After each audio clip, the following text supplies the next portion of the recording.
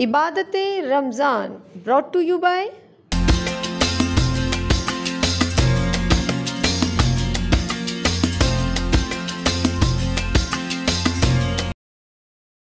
Doctor Essa lab, आपका एतमाद। जहाँ प्यार वहाँ गुलबहार। अब से निस्वा NIP ऑल प्रोडक्ट्स। अब टेस्ट को दिल में लैंड करने दो। Taste land biscuits. इस कोशिश में हमें आपका ताउन दरकार है। इनकी ज़िंदगियों में रोशनी लाएं, इनको इनकी ज़िंदगी लौटाएं।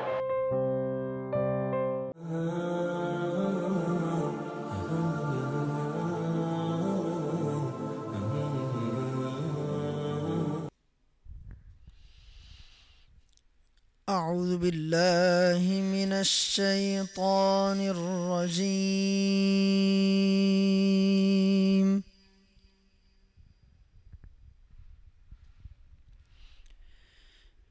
بسم الله الرحمن الرحيم.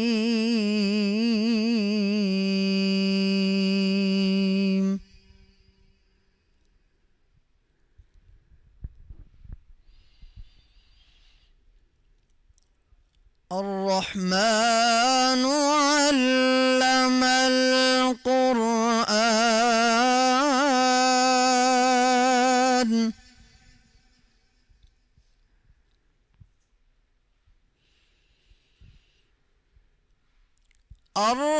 الرحمن علم القرآن خلق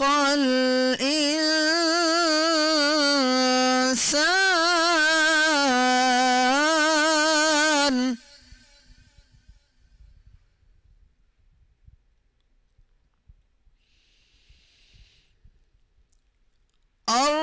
الرحمن علم القرآن خلق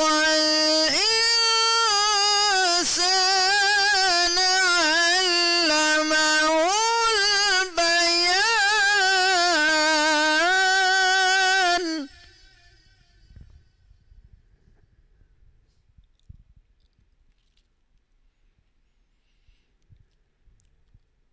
الشمس والقمر بحسبان والنجم والشجر يسجدان.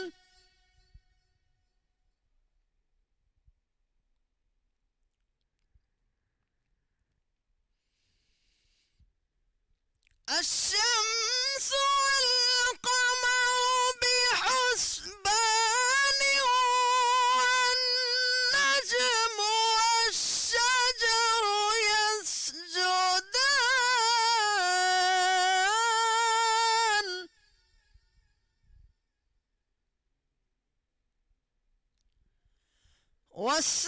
والسماء رفعها ووضع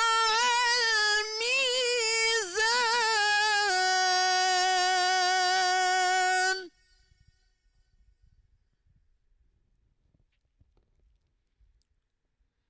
ألا تطغوا في الميزان.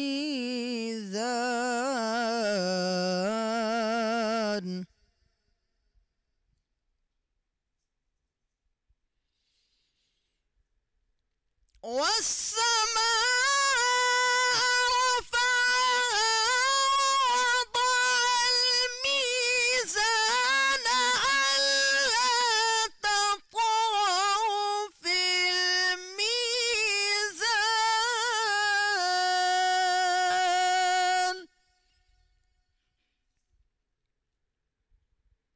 وأقيموا الوزن بالقسط ولا تخسروا الميزان والأرض وضعها للأنام.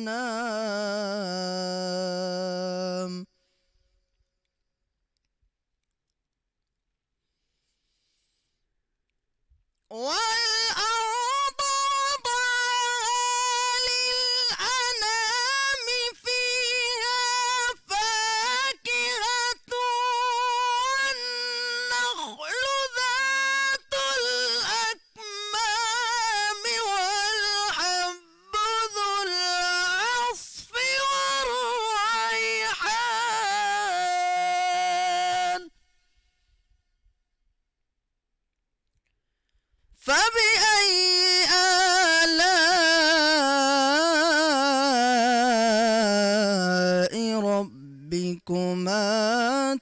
تكذبان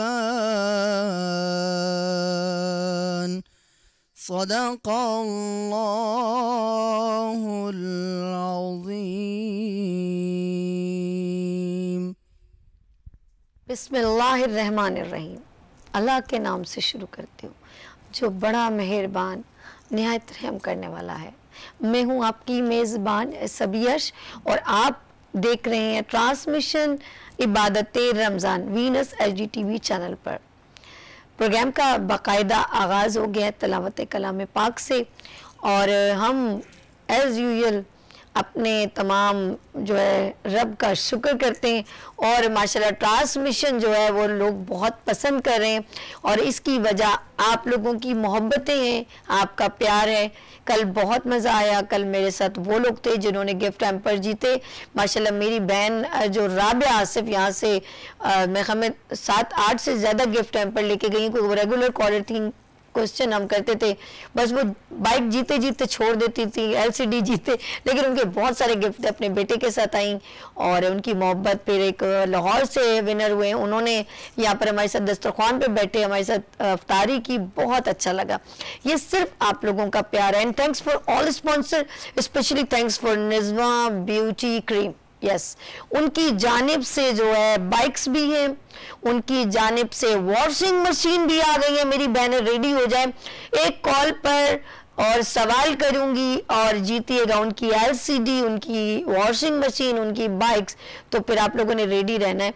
और निज़्वा ब्यूटी क्रीम की जानिब से क्विज कंपटीशन का आज है semifinal and then may be grand finale भी हो सकता है और देखते हैं आज कौन निज़्वा ब्यूटी क्रीम की बाइक लेके जाता है। आगे हमारे साथ तो मौजूद है, यहाँ पर एक नए स्पॉन्सर हमारे साथ ज्वाइन हुए और माशाल्लाह इनका क्विक पैसिफिक क्विक फूड हमारे साथ नया ब्रांड हमसे ज्वाइन हुआ है और इनके बहुत सारे प्रोडक्ट हैं और इंशाल्लाह हम उसको भी आपको बताएंगे क्या क्या, किचन में जब जाएंगे सब बताएंगे। ठीक है जी। हेलो, अच्छा जी, हमारे साथ अलबी स्पॉन्सर हैं माशाल्लाह, ये भी हमारे न्यू ब्रांड है अलबी ब्रांड। और फिर हमारे साथ ठंडा ठंडा मीठा मीठा मरहबा, और ये मीठा मीठा मरहबा हमारी दस्तरखान की जीनत भी बनता है और किचन में भी हम बड़े मज़े मज़े के ड्रिंक्स बनाते हैं। 7 हर्बल माशाल्लाह ज़बरदस्त, इनकी LCD, इनकी बाइक, आपका इनके साथ सेगमेंट होता है लाइव कॉलर का सेगमेंट और बड़ा मज़ा आता है। और इसके अलावा एंड टेस्टलैंड और नेल्सन के ऊपर आ जाते हैं। नेल्सन रंगों की बहार है और इनके गिफ्ट हैम्पर हैं बहुत सारे नेल्सन पेंट के।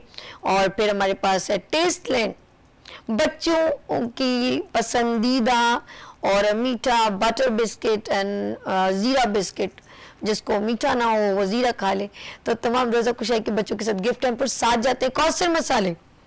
कौसर मसाले हमारे साथ इनके बेइंतहा गिफ्ट हैं और वो आपकी एक कॉल पे आपके साथ होते हैं। फिर हमारे साथ ईसा लेबॉर्ट्री, और ईसा लेबॉर्ट्री अगर आपको अपने ब्लड टेस्ट करवाना हो तो the best platform for every person. तो आप लोगों की ब्रांचेस लाहौर उसमें मौजूद है, पूरे पाकिस्तान में, स्पेशली यहाँ पर देखें आप हैदराबाद में, डिफेंस में, नॉर्थ नाज़िमाबाद और डिफरेंट जगहों पर इन्होंने आपको फैसिलिटेट किया है। Essa laboratory the best platform for everyone.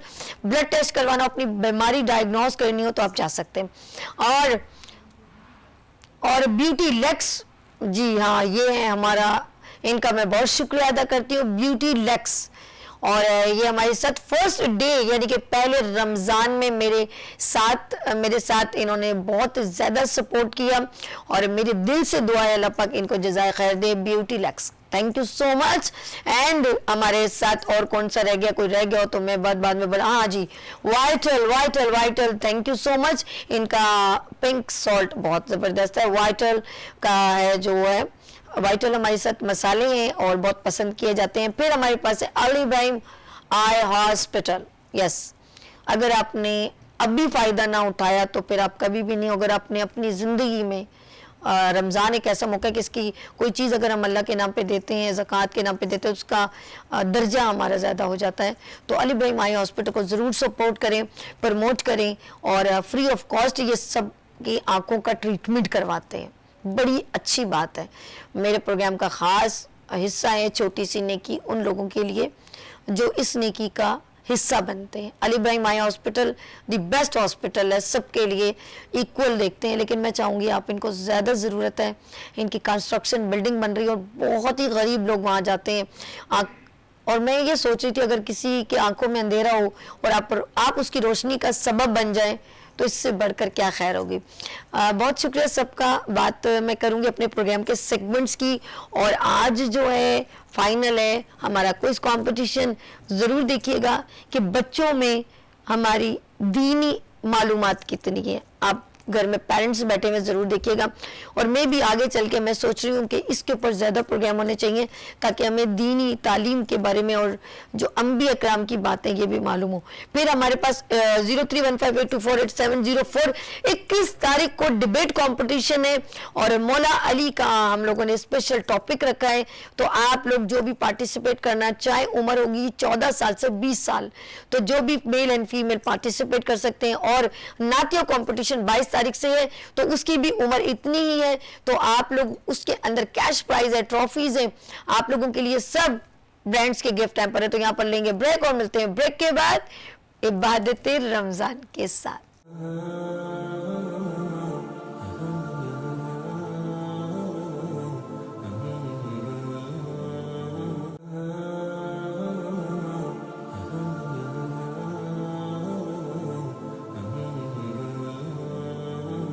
एक बार फिर खुश आमदीद कहते हैं। मैं हूँ आपकी मेज़बान सबीर, और आज 19वां रोज़ा, और आज हमारा मौजू गुफ्तगू है एतकाफ़, क्योंकि बहुत जल्द अब लोग एतकाफ़ में बैठने लगेंगे।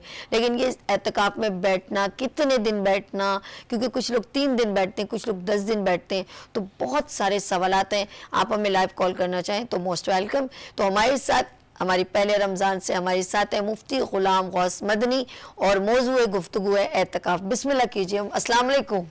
सबसे पहले सलाम जी। अल्हम्दुलिल्लाहि रब्बिल आलमीन वस्सलातु वस्सलामु अला सय्यिदिल अंबिया वल मुरसलीन, अम्मा बाद फ़अऊज़ु बिल्लाहि मिनश शैतानिर रजीम, बिस्मिल्लाहिर रहमानिर रहीम। कुरान मजीद फ़ुरक़ान हमीद में अल्लाह तबारक व तआला इरशाद फरमाता है, व अहिदना इला इब्राहीम व इस्माईल अन तहिरा बैती लित्ताइफीन वल आकिफीन वर्रुक्काइस सुजूद। यानी अल्लाह तबारक व तआला ने इरशाद फरमाया कि और हमने ताकीद की हज़रत इब्राहीम और हज़रत इस्माईल अलैहिस्सलाम को कि वो हमारे घर को पाक रखें, एतिकाफ़ करने वालों के लिए, रुकू करने वालों के लिए और सजदा करने वालों के लिए। तो यहाँ पे मालूम ये हुआ कि एतिकाफ़ जो है ये कोई बाद की इबादत नहीं है, बल्कि बहुत पुरानी इबादत है, जो कि हज़रत इब्राहीम और हज़रत इस्माईल अलैहिस्सलाम की कौम पर भी अल्लाह तबारक व तआला ने ये एतिकाफ़ की इबादत को रखा था। एतिकाफ़ जो है, एतिकाफ़ का लुग़वी माना होता है जम कर बैठना या धरना देकर बैठना, यानी अल्लाह तबारक व तआला की बारगाह में अपने आप को सरेंडर कर देना और ये कोशिश करना कि अल्लाह तबारक व तआला से अपनी बख्शिश करवा कर ही मैं उठूंगा। सुभान अल्लाह, क्या बात। और नबी पाक अलैहिस्सलातु वस्सलाम ने इरशाद फरमाया कि जो माह रमज़ान मुबारक के 10 दिनों का एतिकाफ़ करता है तो अल्लाह तबारक व तआला उसे उम्रे और हज जितना सवाब अता फरमाता है। सुभान। अब एतिकाफ़ 3 तरह का होता है, या तो एतिकाफ़ करना वाजिब होता है, या सुन्नत मुअक्किदा अलल किफ़ाया होता है, और या नफली एतिकाफ़ होता है।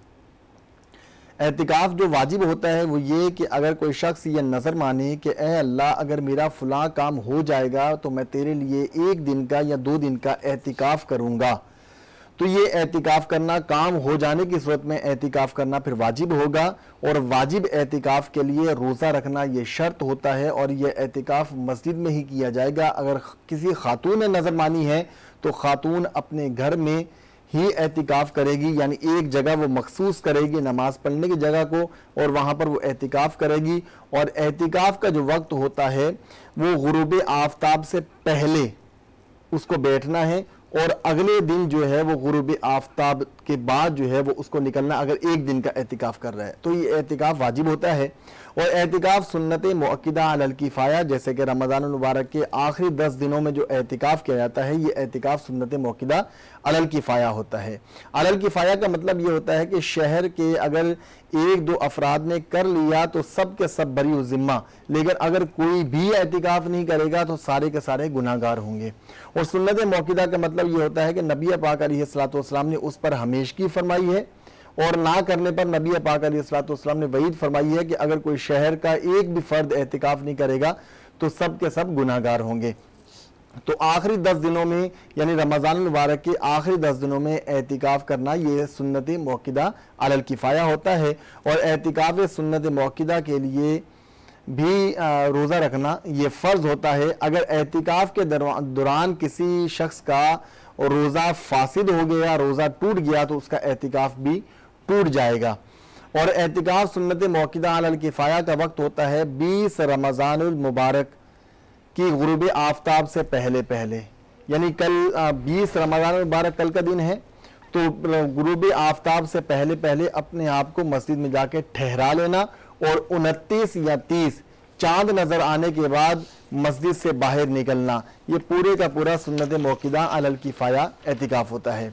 और एतिकाफ नफली कहते हैं उस एतिकाफ को कि जो सुन्नत मुअक्किदा और वाजिब के अलावा जितने भी एतिकाफ होते हैं, अगर कोई शख्स 3 दिन का एतिकाफ करना चाहे तो ये एतिकाफ नफली कहलाता है। नफली एतिकाफ यानी इस पर सवाब मुरत्तब होगा, और इसके लिए रोज़ा रखना शर्त नहीं होता, और मस्जिद से निकल जाने की सूरत में ये एतिकाफ टूटता भी नहीं है। इसे एतिकाफ नफली कहती हैं।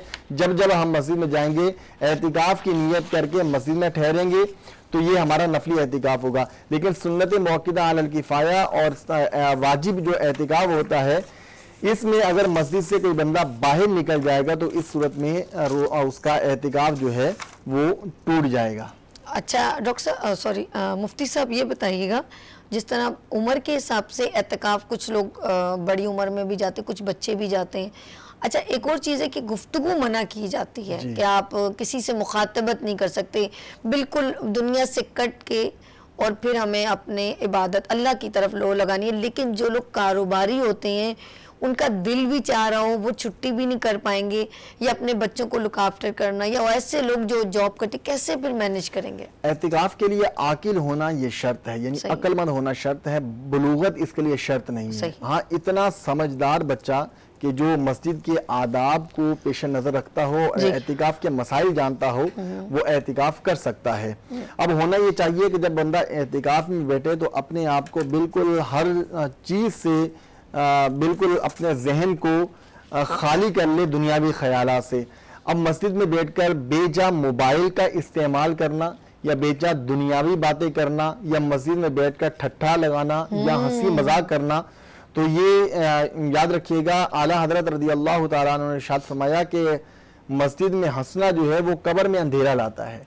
तो ये ना हो कि हम एतिकाफ करने जाएं अल्लाह तबारक व तआला की रिजा हासिल करने के लिए, सवाब हासिल करने के लिए। ऐसा ना हो कि हम मस्जिद में जाकर सवाब कमाने की बजाय उल्टा गुनाह कमा रहे हों। इसलिए बगैर किसी जरूरत के, बगैर किसी शरई मजबूरी के वहां पर आपने गुफ्तगू नहीं करनी। हत्तल इम्कान अपने आप को तिलावत कुरान में लगाना है और अल्लाह तबारक व तआला की इबादत में और जिक्र अस्कार में अपने आप को लगाए रखना है। बहुत शुक्रिया मुफ्ती साहब, आपने मेरे साथ ही रहना।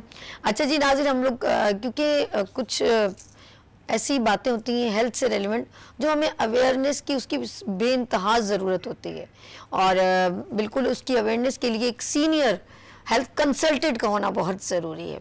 और हमारे साथ यहाँ पर बहुत ही सीनियर डॉक्टर साहब मौजूद है, डॉक्टर नसीर अहमद शारेब साहब,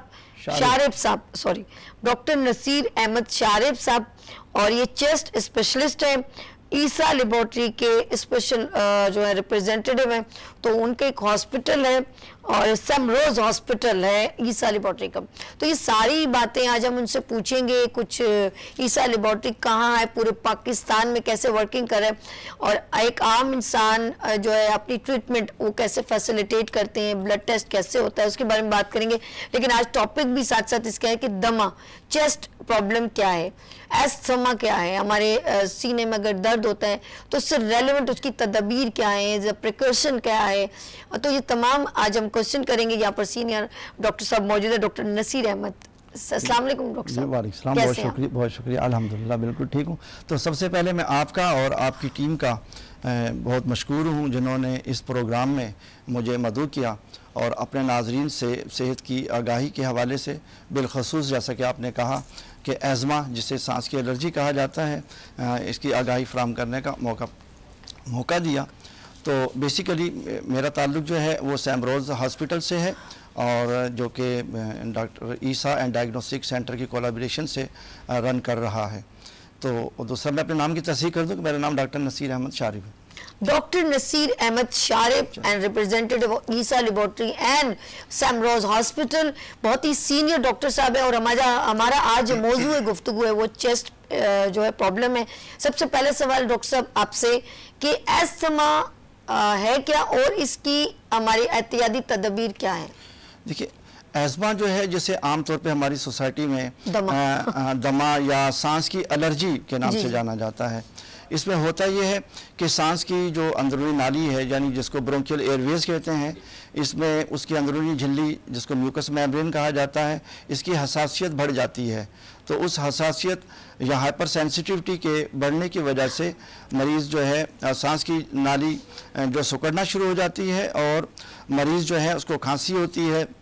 इसके अलावा बलगम ज़्यादा पैदा होता है, मरीज़ को सांस लेने में दुश्वारी होती है और बाज़ औक़ात जो है सीने में सीटी जैसी आवाज़ आती है। अब ये ज़रूरी नहीं है कि ये सारी 4 अलामात जो हैं एक ही वक्त में किसी मरीज़ में मौजूद हों, ये हो भी सकती हैं। ताहम इनमें से अगर एक अलामत भी मौजूद है और ये तकलीफ़ मरीज़ को बार बार वक्तन फ़वक्तन होती है और ख़ास तौर पे मौसम जब तब्दील होता है, तो जब ये अलामत मरीज़ महसूस करेगा तो उस पर हम एज़मा जो है उसको हम प्रिज्यूम करते हैं कि उसको एज़मा ये हो सकता है। तो अगर ये 4 अलामत या इनमें से कोई एक अलामत है तो पेशेंट को चाहिए कि वो अपने माहिर डॉक्टर से या अपने फैमिली फिजिशियन से रब्ता करे जो कि इसकी बाकायदा तशख़ीस हो और फिर उसका इलाज किया जाए। अच्छा, मैं एस्थमा पेशेंट और रोज़े का सवाल मैं करने वाली हूँ, लेकिन उससे पहले मैं एक सवाल करना चाह रही हूँ। अब वही बात है, डॉक्टर साहब इतने सीनियर है और बीमारी एलर्जी टाइप की है, इसका जो है मैं ये नहीं कहूँ इसका इलाज नामुमकिन, मैं ऐसा लगता है मुझे, क्योंकि कुछ लोगों को जो है डस्ट एलर्जी होती है, वो फ़ौरन एस्थमा का शिकार होते हैं, उन पर निबुलाइजिंग करनी पड़ती है। ऐसे ही ना डॉक्टर साहब, क्योंकि अपनी सांस को रिलीफ देना होता है उस जगह से क्लियर कि हम सांस ले सकें। अच्छा, ये उनको भी हो जाता है जो लोग पेंट हो रहा है या पेट्रोल की बदबू है, घर में पेंट हो गया, कोई भी किसी भी चीज़ से एलर्जी हो गई तो उसका फ़ौरन सांस उखड़ गया, चावल खा लिया, उसके ऊपर ठंडा पानी पी लिया, उनको भी हो जाता है। इस तरह की ये सारी चीज़ें रेलेवेंट टू एस्थमा से कनेक्ट करती हैं सर, ये एलर्जी काउंट करती है? जी बिल्कुल। देखिए, पहली बात ये है कि एलर्जी जो है वो जस्ट एक ऐसा फिनोमेनन है जिसके अंदर मरीज़ की, जैसा कि मैंने कहा कि ये हसासियत बढ़ जाती है। होता यह है कि जो जैसे धूल, मिट्टी, धुआं, खुशबू, रंग, अच्छा पेट्स हैं घर के अंदर, अगर पालतू जानवर हैं, परिंदे हैं, इसके अलावा पोलन्स हैं, तो मोर देन 200 चीज़ें ऐसी पाई जाती हैं हमारे घर में, कूलिंग से होता है, हमारे सराउंडिंग के अंदर ऐसी चीज़ें पाई जाती हैं जिससे जब भी पेशेंट को उससे एक्सपोजर होगा और अगर उसमें एस्थमा का एबनॉर्मलिटी मौजूद है तो पेशेंट को प्रॉब्लम होना स्टार्ट हो जाएगा। जैसे मैंने जो कहा कि खांसी होगी, सीने में सीटी जैसी आवाज़ आएगी, सांस लेने में दुश्वारी होगी, तो ये चीज़ है। तो अच्छा, अब जब ये अलामत मरीज में आएंगी, अच्छा जैसा कि आपने कहा कि एलर्जी जो है, ये कुछ मिथ्स जो हैं, कुछ ऐसी चीज़ें हैं कि जिनका एस्थमा से कोई रिलेशन नहीं है, तो हमारी सोसाइटी में उसके फॉल्टी कॉन्सेप्ट जो है वो बड़ा लोगों में इस्टेब्लिश हो गया। बड़ी मिथ है। जैसे अभी आपने कहा कि अगर कोई चावल खा लेता है जिससे सांस हो जाता है, हालांकि साइंस की तहकीक इसकी नफ़ी करती है कि चावल खाने से या दूध पीने से या बनाना खाने से सांस या बलगम पैदा नहीं होता। कुछ इंडिविजुअल्स ऐसे हैं, बहुत कम शरह है ऐसे लोगों की कि जिनको मिल्क प्रोटीन से एलर्जी होती है। तो जिनको मिल्क प्रोटीन से एलर्जी होती है तो हाँ, वो दूध छोड़ दें, ठीक है उनमें, लेकिन ये हर एक के लिए नहीं है कि जी दूध पीना ही नहीं है। ऐसा बिल्कुल नहीं है। अच्छा, रोजेदारों के लिए क्या कहते हैं कि जिनको एस्थमा हो, एक सीना उसका दुख रहा है, वो सीन प्रॉब्लम हो रही है, तो वो रोज़ा रख सकते हैं कि नहीं? जी, बहुत अच्छा रेलिवेंट क्वेश्चन किया आपने रमज़ान के हवाले से। तो इसमें ऐसा होता है कि पेशेंट, हमारी मुख्तलिफ कैटेगरीज होती हैं, या सीवियरिटी में वो ग्रेडिंग करते हैं। अगर मरीज का सांस कंट्रोल है, कंट्रोल से हमारी मेडिकली मुराद ये होती है कि अगर वो पहले से अस्थमा का कोई मेडिसिन ले रहा है, अद्वियात ले रहा है, और उसको हफ्ते में 2 दफ़ा से कम अपनी रेस्क्यू मेडिसिन जो कि सांस से फौरी निजात दिलाती हैं, अगर उसकी कम ज़रूरत पड़ती है और रूटीन जो डेली लाइफ है डे टाइम पे उसको अपनी जो सरगर्मियां हैं अंजाम देने में कोई दिक्कत महसूस नहीं होती, उसको रात की नींद भरपूर आती है, यानी सांस की वजह से उसकी नींद डिस्टर्ब नहीं होती, उसको जागना नहीं पड़ता, अपनी रिलीवर या रेस्क्यू मेडिसिन लेना नहीं पड़ती, तो ऐसे लोग बिल्कुल रोज़ा रख सकते हैं। लेकिन इसमें शर्त यह है कि वो अपनी जो फिक्स डोज होती है, जो वेल कंट्रोल एज़मा के पेशेंट होते हैं, वो सहरी में और फिर रात को अब रेगुलर अपनी मेडिसिन को लेते रहेंगे, जो कि आमतौर पे इनहेल्ड फॉर्म के अंदर होती है, इनहेलर की सूरत में होती है। तो वो ऐसे जी हाँ बिल्कुल। तो कुछ लोग पफ लेते हैं, वो ऐसे करके लेते हैं कि सांस उनकी बहाल हो, कुछ लोग इनहेल भी करते हैं। बेसिक देखिए होता ये इनहेलर अच्छा, है। इस सवाल को एक और ऐड करें इसमें, ये आप रोजे का ना, अब लंग्स की जो प्रॉब्लम है, जो चेस्ट में प्रॉब्लम होती है, मतलब फेफड़ा जब सांस ले रहे हैं ना हम लोग, सांस की प्रॉब्लम हो रही है, अगर इसके अंदर टीबी भी हो तो एक मरीज जो है वो उस रोजे की हालत में, तो ये सारी बीमारियां काउंट करती हैं, प्रॉब्लम क्रिएट करती हैं। फिर खाने पीने में क्या एहतियातें करनी चाहिए? जैसे कि मैंने पहले ये कहा कि अस्थमा के हवाले से जैसे हम बात कर रहे हैं, तो कोई बराह रास्त ऐसी डाइट या फूड नहीं है या ग़िज़ा नहीं है जिससे उसको परहेज़ करना है। जनरल परहेज़ होगा जो मेरे लिए भी है, आपके लिए, बल्कि सबके लिए है, कि गले को ज़्यादा यक ठंडा लगता हुआ चीज़ अवॉइड कीजिए, खट्टी चीज़ का इस्तेमाल नहीं करना, क्योंकि ये देखा गया है कि बहुत ज़्यादा खट्टी चीज़ या ठंडी चीज़ का जब कोई भी इस्तेमाल करता है तो उसका गला खराब होने का इम्कान है। जब उसका गला खराब होगा, यानी ऊपर की मंजिल खराब होगी, तो नीचे की जो मंजिल है लंग्स, तो ऑटोमेटिकली वो अफेक्ट होंगे, क्योंकि जब इन्फेक्शन होगा गले का तो उससे जो है वो एक जो म्यूकस बनेगा तो वो पेशेंट इनहेल करेगा, लंग्स के अंदर जाएगा, सांस की नाली में जाके उसको फिर दिक्कत पैदा करेगा, और अस्थमा के पेशेंट जो है वो इन्फेक्शन फ़ौरन डेवलप कर लेते हैं, अपनी बाकी जो कॉम्प्लिकेशंस होती हैं। तो अच्छा डॉक्टर साहब, आपने देखो और आँख की प्रॉब्लम है या कहीं दांत में, थोड़ा बंदा नॉर्मल उसको ट्रीट थोड़ा कर लेता है, बर्दाश्त कर लेता है, लेकिन कहते हैं ना सारी बहारें सांस के साथ और ये निकल जाता है तो बंदा भी मर ही जाता है। और यकीन कर इतना बेचैन होता है जब उसकी ये विसल बज रही होती है ना, और बराबर वाला भी बंदा ना वो उस आवाज़ से इरिटेट हो रहा होता है। अब उसको कितनी तकलीफ हो रही होती है, वो मुस्तकिल एक विसल बज रही है और वो सांस जितनी बार लेता है वो करता है। और अक्सर मासूम बच्चे रात को सो रहे होते हैं, फिर अक्सर मैंने देखा है कि ये तकलीफ जो है ना रात को 2 बजे के बाद शुरू होती है। आई डोंट नो, ये मेडिकल टर्म में डॉक्टर साहब बताएंगे, शायद लंग्स का काम उस वक्त ऐसे नॉर्मल रहेंगे, जैसे ही आप रात को 1 बजे 2 बजे नींद का टाइम होगा ना तो वो विसल तेज हो जाएगी और आपको सांस उखड़ने में देर होती है। ये बताएं। बिल्कुल, देखिए वो कहते हैं ना कि सांस है तो जिंदगी है, सारी बाहरें सांस के साथ है, तो सांस का चलना लगते हैं सब लोग जब बंदे की तबीयत है तो सांस का चलना बहुत जरूरी होता है। ठीक है, अब आपने जो कहा जी, आमतौर पे देखिए दमे की डायग्नोस्टिक के अंदर जो है या इसकी डायग्नोसिस में जो की पॉइंट यही होता है कि अस्थमा के मोस्टली अटैक या तो अर्ली इन द मॉर्निंग होते हैं या मिडनाइट पे होते हैं। तो इसकी मेडिकली एक्सप्लेनेशन ये होती है कि एट नाइट टाइम जो होता है हमारे अंदर हार्मोन होता है कार्टिसोन, जो एड्रिनल ग्लैंड में बनता है, तो उसकी जो लेवल होता है वो सप्रेस होता है, वो डे टाइम के कंपेरेटिवली, तो कार्टिसोल लेवल कम होता है और वो एंटी इन्फ्लेमेटरी है, यानी जो सांस की नाली में सोजिश और वर्म जो होता है वो उसको न्यूट्रलाइज करता है। तो ये रीज़न होता है कि रात को जो है वो पेशेंट को मोस्टली जो एक्सपीरियंस करते हैं। अच्छा, अक्सर लोग बीपी की टैबलेट लेते हैं, उसका कोई नाम है, शुगर की टैबलेट है वो लेते हैं। अच्छा, जो एलर्जी के पेशेंट होते हैं इनको भी, क्योंकि मुझे समझ में नहीं आती इसकी दवाई में जो है वो ड्रग्स, वो जो कहते हैं नशावर ज़रूर होती है, इसका कहीं आप वेंटोलिन ले लें, कैस्ट्रिन ले लें, एवल ले लें, ये सारी वो है जो थोड़ा रिलीफ तो ज़रूर दे रही होती हैं अगर हो जाए जिसको थोड़ा बहुत है, कुछ लोगों को तो होता भी नहीं है, ऑफ कोर्स डॉक्टर से इंजेक्शन ही लगवाना पड़ता है, इसका एक ट्रीटमेंट होती है। तो इसके अंदर क्यों ऐसा फील होता है, उसके बाद उस बंदे को नींद आने लगती है, कुछ ज़रूरी है? बहुत अच्छी बात की आपने। देखिए अनफॉर्चुनेटली हमारी सोसाइटी ने जो दमे का जो लफ्ज़ है इसको कबूल नहीं किया। बिल्कुल, इसका अगर किसी को कहते हैं भाई आपको दमा है तो वो फौरन जो रिलेक्टेंट हो जाएगा, जी नहीं मुझे दमा नहीं है, मुझे सांस की एलर्जी है। तो सांस की एलर्जी को एक्सेप्ट किया है, हालांकि वही चीज़ होती है।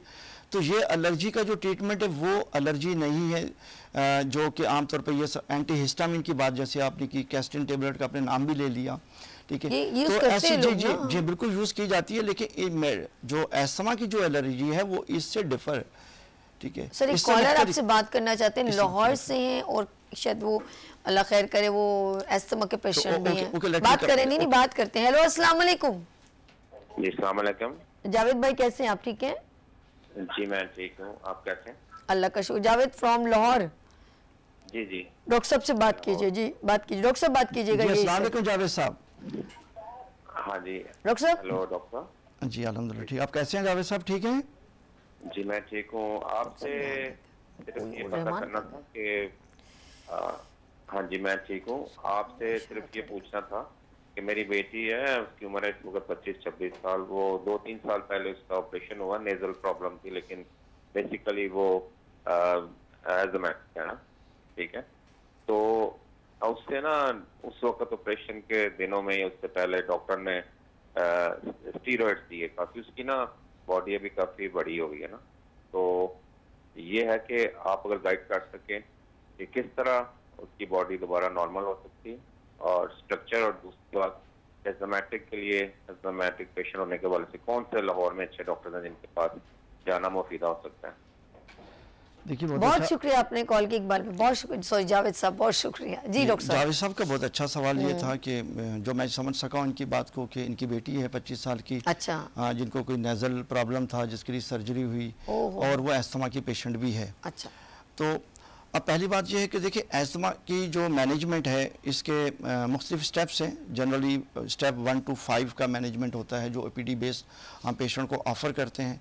तो हर स्टेप पे जो है कार्टिकोस्टेरॉइड जो है वो मैंडेटरी होता है, और विदाउट स्टेरॉइड के एज़मा जो है वो कंट्रोल नहीं होता। सही। अब बात यह है कि स्टेरॉइड को हमें कैसे देना है, इनहेल्ड स्टेरॉइड में देना है, यानी इनहेलर की फॉर्म में देना है हमारे को। अब होता ये है अनफॉर्चुनेटली हमारी सोसाइटी में लोग इनहेलर से बहुत खौफजदा होते हैं, वो इनहेलर का इस्तेमाल जो है वो बहुत ही महदूद करते हैं। तो ज़्यादातर अटैक की सूरत में डॉक्टर के पास जाते हैं जब उनको सिम्टम्स होते हैं। अब उसमें वो डॉक्टर जो है वो इंजेक्शन फार्म के अंदर स्टेरॉइड देते हैं या टेबलेट फार्म में देते हैं, तो उनके फिर यही साइड इफ़ेक्ट होते हैं। अगर फ्रीक्वेंटली पेशेंट जो है वो स्टेरॉइड ओरल फार्म में, यानी वो टेबलेट खाने वाली ले, कैप्सूल ले या इंजेक्शन लगाएगा, तो उससे उसका वेट बढ़ेगा। तो इनको ये चाहिए कि अपने माहिर जो इनके लाहौर में, ये मुझसे बेहतर समझते होंगे, कि वहाँ पे जो चेस्ट कंसल्टेंट हैं, रेस्पिरेटरी फिजिशियन, उनसे कांटेक्ट करें और पहले तो ये तशखीस को इस्टेब्लिश करें कि वाकई उनको ब्रोंकियल एज़मा है। अगर एस्थमा है तो उसकी तशखीस कराने के बाद जो उसका एक कंटिन्यू एक ट्रीटमेंट होता है जो कि इनहेलर की सूरत में है, तो वो उनको लेना चाहिए, जिसके इस साइड इफ़ेक्ट ना होने के बराबर हैं, क्योंकि बहुत ही माइन्यूट क्वांटिटीज़ के अंदर इनहेलर फार्म में स्टेरॉइड बॉडी में जाते हैं, तो उनका कोई साइड इफ़ेक्ट नहीं होता और वो लॉन्ग टर्म यूज़ किए जाते हैं। तो ओरल फार्म के अंदर जो अगर ये कोई टेबलेट या मेडिसिन ले रहे हैं तो उसके इनको इज्तनाब करना चाहिए।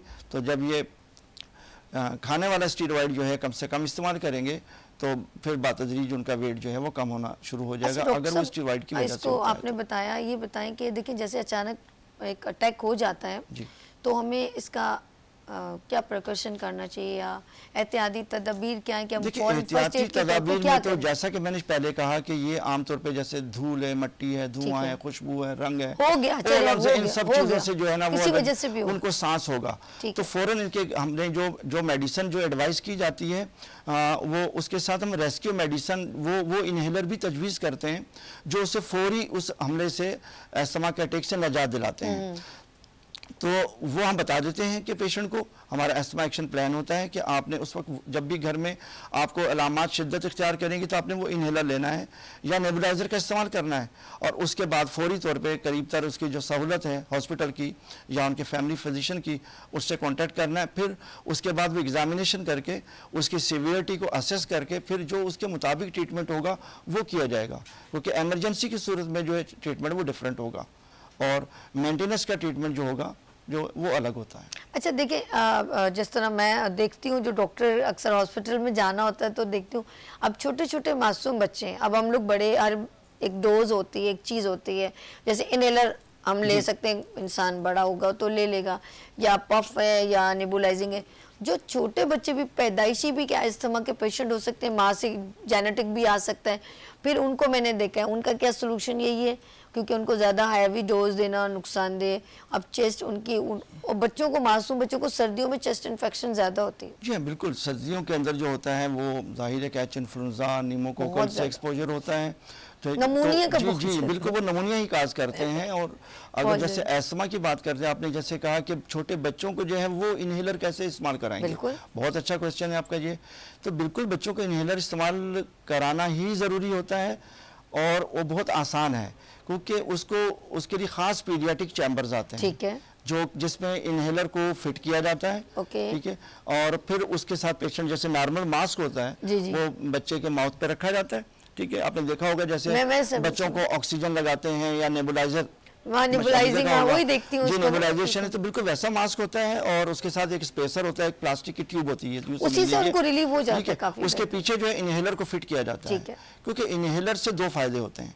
एक तो फौरी आराम होगा पेशेंट को, तो उसके जो अलामात हैं उसको फौरी निजात मिलेगी, और दूसरा अगले अटैक को वो प्रिवेंट भी करता है, क्योंकि इसमें प्रिवेंटिव मेडिसिन भी होती है जो कि एस्मा को लॉन्ग टर्म कंट्रोल करने में मददगार होती है।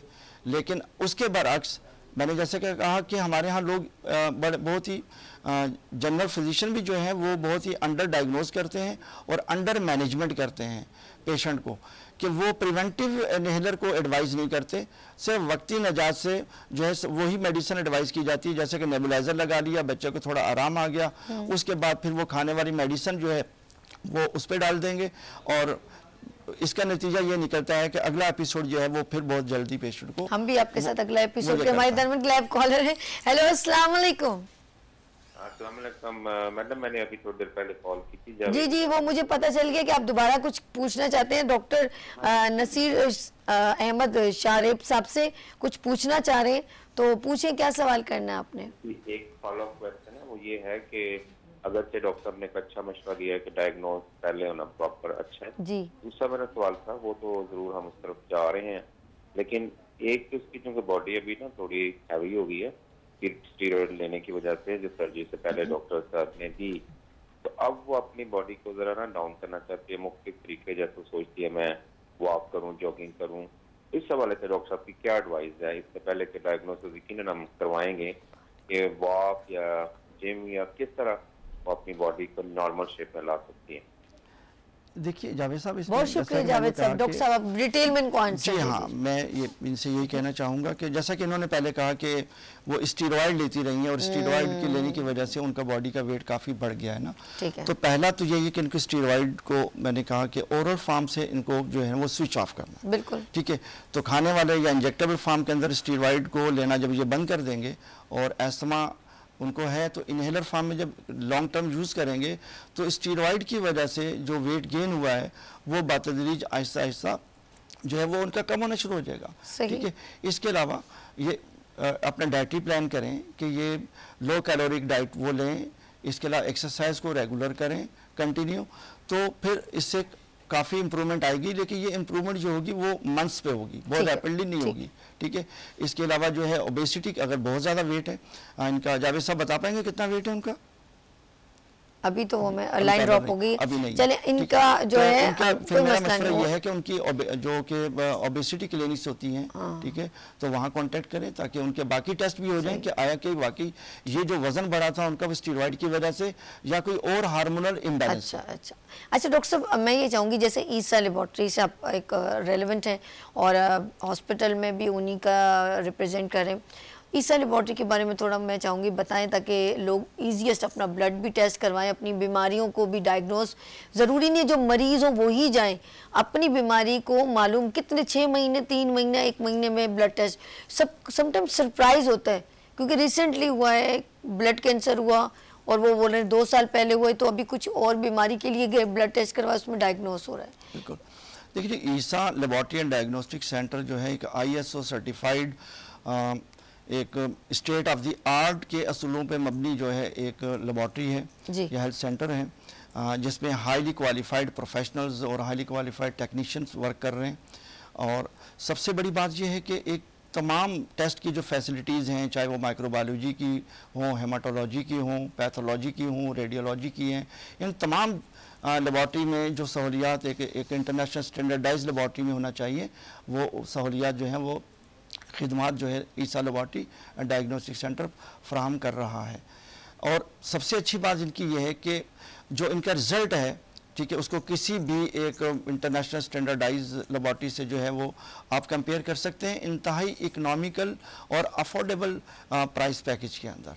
तो ये इनकी बड़ी क्वालिटी है। अगर पेशेंट अनअफोर्डिंग है तो उसके लिए उसको फाइनेंशियली असिस्ट भी किया जाता है कि फ्री ऑफ कॉस्ट टेस्ट भी उनके किए जाते हैं। इसमें कोई शक नहीं है। ईसा लेबॉर्ट्री यानी कि 1, 2, 3 और यकीन करें पूरे पाकिस्तान में माशाल्लाह माशाल्लाह और हर जगह इनकी फैसिलिटेशन अवेलेबल है। और फरहान ईसा को मैं सलाम पेश करती हूँ कि वो सिर्फ ईसा लेबॉर्ट्री को नहीं बल्कि माशाल्लाह हेल्थ के बहुत सारे प्रोग्राम्स में हेल्थ को बहुत ज़्यादा प्रमोट करते हैं, स्पोर्ट्स को बड़ा प्रमोट करते हैं। इसी वजह से डॉक्टर साहब आपका आने का बहुत शुक्रिया। जाते जाते अपने नाज़रीन को मैसेज देना चाहते हैं? नाज़रीन से मेरा यही मैसेज है, ख़ास तौर पे वो जो अस्थमा और एलर्जी के मरीज़ हैं, अगर उनका अस्थमा कंट्रोल है तो बिल्कुल वो रोज़ा रख सकते हैं। सिर्फ अपनी मेडिसिन को जो इनहेलर फॉर्म में है वो रेगुलरली मॉर्निंग और इवनिंग में वो लेते रहें और बाकी ज़्यादा ठंडी खट्टी चीज़ों से इज्तनाब करें और रमज़ान की बरकतों से मुस्तफ़ीद हों। बिल्कुल बिल्कुल, आपको भी बहुत रमज़ान भी मुबारक हो और खैर का ये रमज़ान हो पूरे पाकिस्तान के लिए। आपका बहुत ज़्यादा शुक्रिया। अच्छा जी, हम यहाँ पर नाज़रीन यहाँ पर जा रहे हैं ब्रेक की तरफ, क्योंकि आप इस वक्त मेरे साथ हैं लाइव ट्रांसमिशन और वो है इबादत रमज़ान। और आप इस वक्त किस चैनल को देख रहे हैं? यस, वीनस IGTV चैनल को देख रहे हैं लाइव ट्रांसमिशन में। और यहाँ लेंगे ब्रेक और मिलते हैं ब्रेक के बाद इबादत रमज़ान के साथ।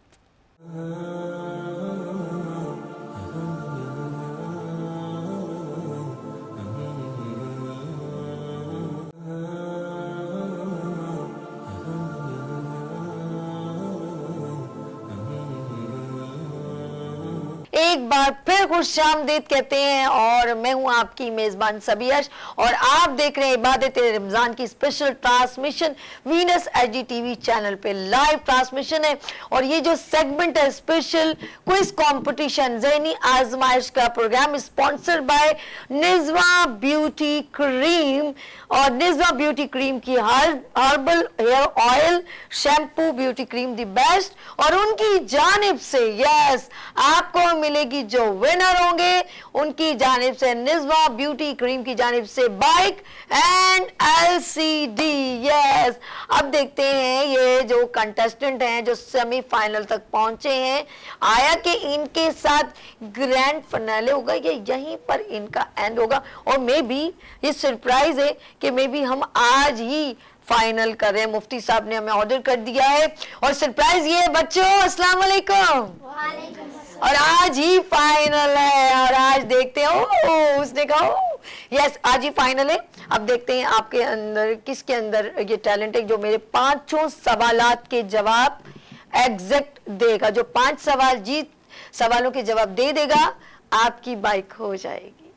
आप अपने लिए क्लैप तो कर लें जोरदार ऐसे। और इसके अलावा आपके साथ तमाम गिफ्ट हैम्पर जो आपके साथ हैं यहाँ पर निज़्मा ब्यूटी क्रीम, टेस्टलैंड, मरहबा, वाइटल, कौसर मसाले, नेल्सन पेंट एंड अल हबीब, इन सब के गिफ्ट हैम्पर जो आप लोग अगर आपने नहीं भी बन किया तो गिफ्ट हैम्पर आपके साथ जाएंगे। ठीक है जी, लेट्स सी। मेरी और मुफ्ती साहब की तो पूरी कोशिश है कि आप इस बाइक को ऑन करके हमारे साथ हम इतना तो कर सकते हैं ना मुफ्ती साहब, क्या कहते हैं? बिल्कुल बिल्कुल सही बात। क्या समझते हैं आज कोई जीत जाएगा? I hope. देखिए अगर अपनी तैयारी करके आए होंगे तो बिल्कुल ये जीत सकते हैं। चल रहे हैं जी, इन्होंने कहा चलें स्टार्ट करते हैं। Are you ready? थक थक थक थक तो नहीं करा दिल? ऐसा ही है। पहले मेरे साथ जो है एक सवाल का जवाब, आज से यूं होगा कि मैं आपके साथ एक सवाल करूंगी। ठीक है जी। और ये माइक मेरे जो है ना वो सपोर्ट नहीं कर रहा, मेरे कान से गिर रहा है। यस, चले जी। पहला कौन है मेरे साथ बच्ची? मरवा से मैं पहला सवाल कर रही हूँ। मरवा फिर देन पास आउट सेकंड। ठीक है जी, आर यू रेडी? यस। अब देखते हैं मरवा से मेरा पहला सवाल। मरवा मैं लिख रही हूँ आपका नाम और देखते हैं आप कितने सवालों के सही जवाब दे सकते हैं। ठीक है जी। हमारी हाजतों को अल्लाह ताला तक कौन से फरिश्ते ले जाते हैं? 1 2 किरामन कातिबीन। बिल्कुल गलत जवाब, आगे दीजिएगा। नेक्स्ट हमारे साथ मरवा के साथ कौन है जी मेरी प्यारी बहन? आपका नाम क्या है बच्ची? फबीहा। सबीहा। फबीहा। फबीहा।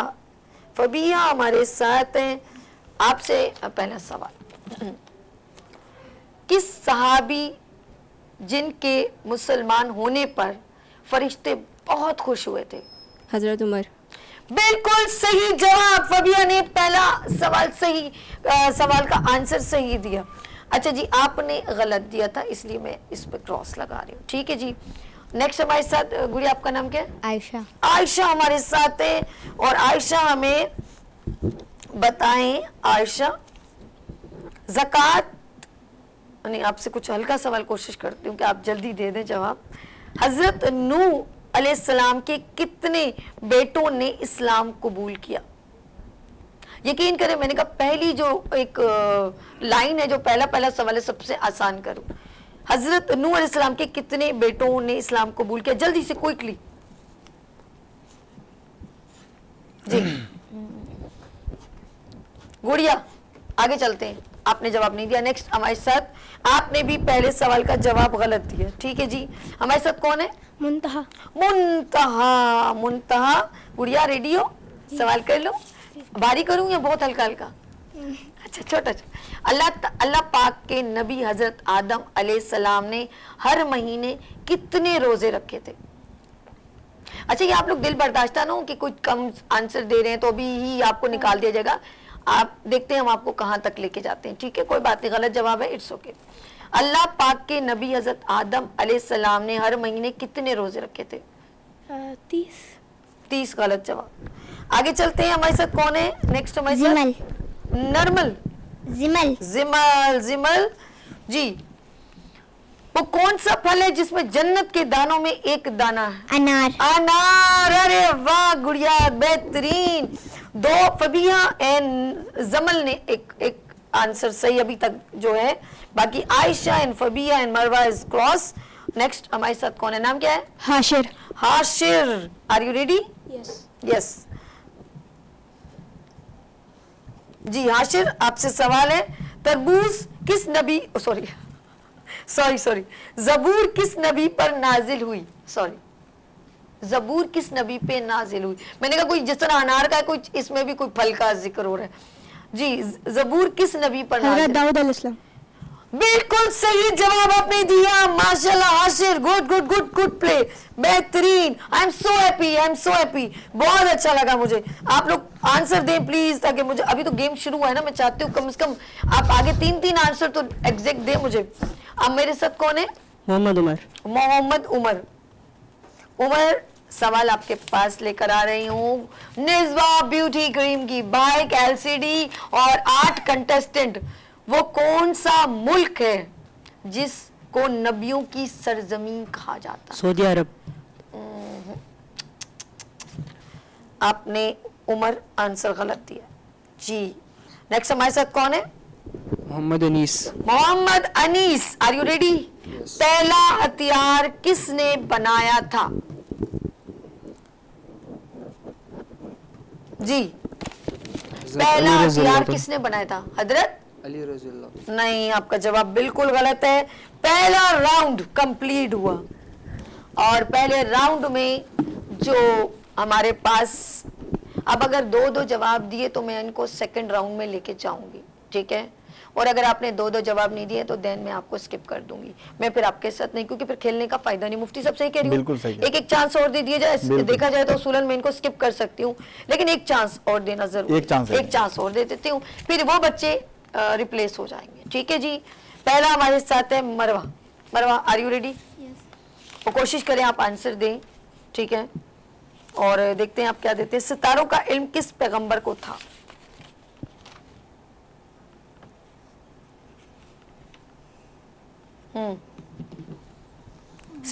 जी बताइए।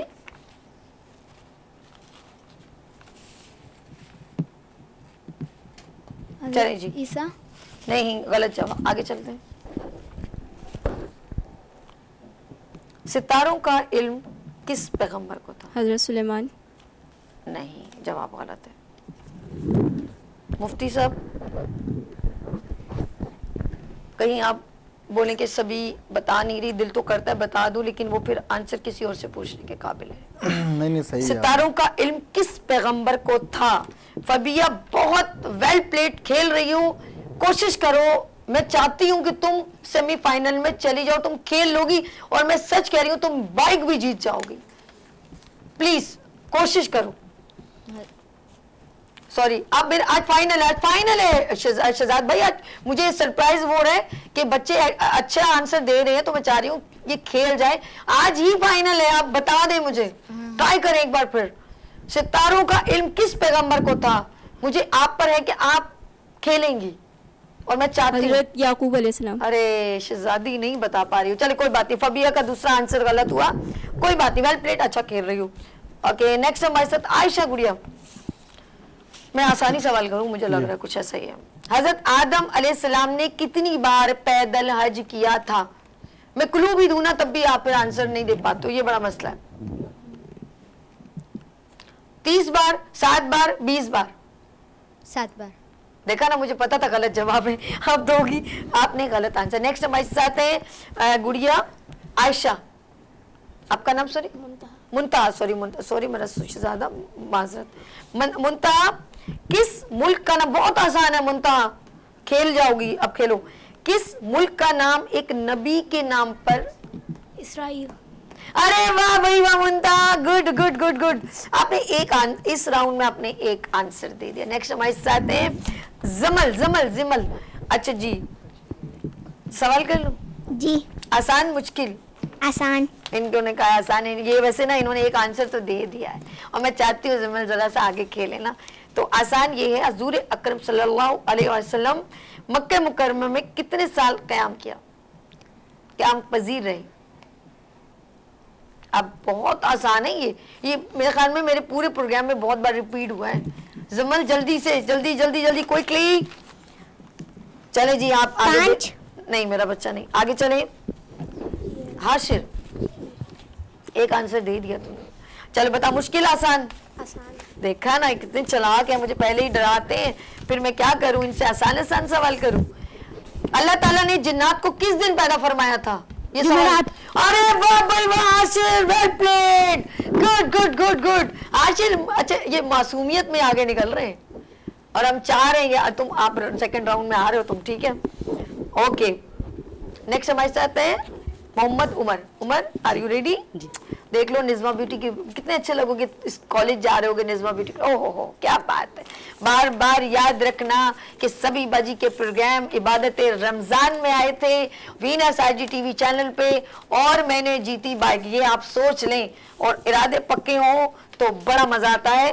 किस नबी के हाथों में लोहा नर्म हो जाता था? हज़रत दाऊद अलैहिस्सलाम। अरे वाह भाई वाह, जबरदस्त मोहम्मद उमर। एक सवाल का जवाब तो आपने बिल्कुल एक्यूरेट दिया, लेकिन अब मुझे लग रहा है कि जिन्होंने एक दिया, कुछ इधर के एक है, कुछ इधर के एक है, एक राउंड आपके साथ और खेलना पड़ेगा और वो लास्ट आपका तीसरा राउंड होगा, देन हम देखेंगे वो फिर आगे मैं आपको चांस नहीं दे पाऊंगी क्योंकि आप लोगों के यूं, आप लोग यूं चल रहे हैं, यूं ये बड़ा डिस्टर्बेंस हो रहा है।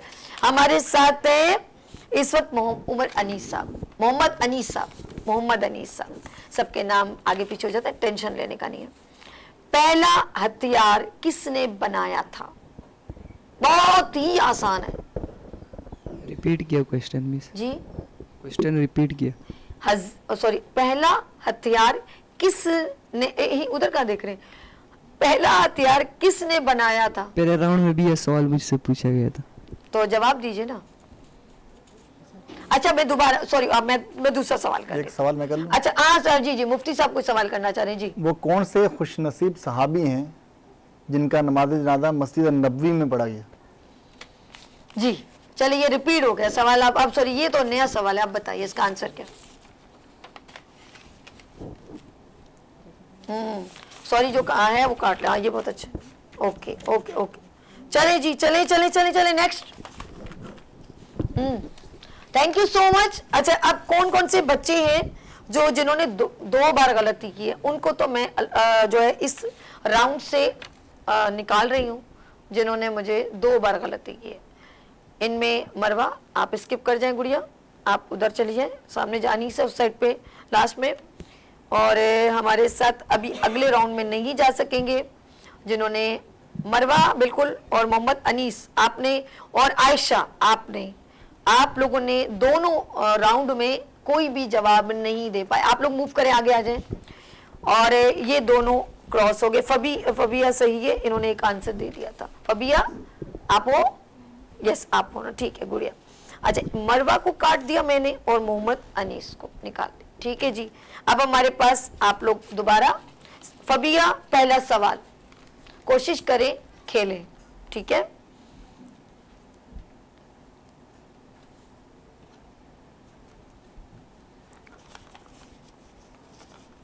कुरान पाक में मौत का जिक्र कितनी बार आया है? बहुत आसान है और मैं बहुत बार लाइव कॉलर से कर चुकी हूँ। कुरान पाक में मौत का जिक्र कितनी बार आया है? बहुत आसान है। ऑप्शन नहीं है कोई? नहीं। 3 मरतबा। अरे मैं सदके जाऊं, 100 से ऊपर है। चलें जी नेक्स्ट, कोई बात नहीं, इट्स ओके। आप अच्छा खेल रही थी लेकिन आपने ये आंसर नहीं दे पाई, कोई बात नहीं। अच्छा जी, हमारे पास जी आप है गुड़िया, मुंतहा हमारे साथ हैं। देखिए मेरी पूरी कोशिश होती है, यकीन करें मेरे साथ इस वक्त जो लाइव कॉल पे लोग बैठे होंगे ना, जो देख रहे होंगे, वो देख रहे होंगे ये सवाल कितनी बार रिपीट हुआ है, तो अब तो आ जाना चाहिए। और ये वो सवाल हैं जो मैं बहुत बार ले चुकी हूँ ना, इसलिए मुझे जैसा अच्छा नहीं लगता कि आप लोगों को इतनी भी तैयारी नहीं होती। अजान में अल्लाह अकबर लफ्ज कितनी बार आया है? 5 बार। नहीं जी, थोड़ा सा और आगे पीछे कर लेती तो आ जाता। चले कोई बात नहीं।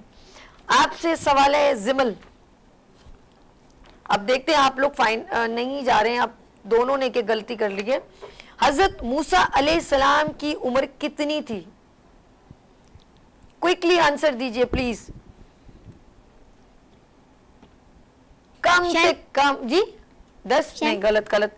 कम से कम मुझे अगर आप 3 भी जवाब दे देते ना मुफ्ती साहब, रियली मैं सच बता रही हूँ, मैं इनको वाकई में बाइक दे देती। मैंने माइंड बनाया हुआ था, लेकिन वही बात है, लगता है तैयारी करके नहीं आएंगे। ये वही बात है, इनको जो है ना, आज आ जाए जी, आप आ जाए। वो कौन सा जानवर है जिसने 500 साल काबे की हिफाजत की?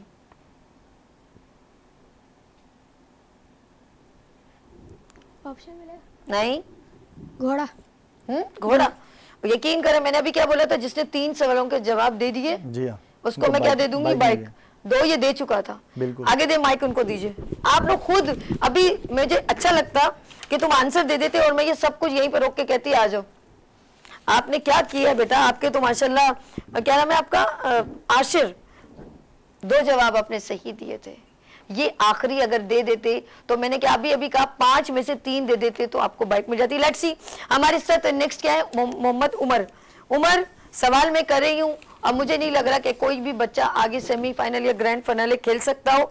बहुत आसान से सवाल, कौन सा पानी शैतान को इंसान से दूर कर देता है? आबे ज़मज़म।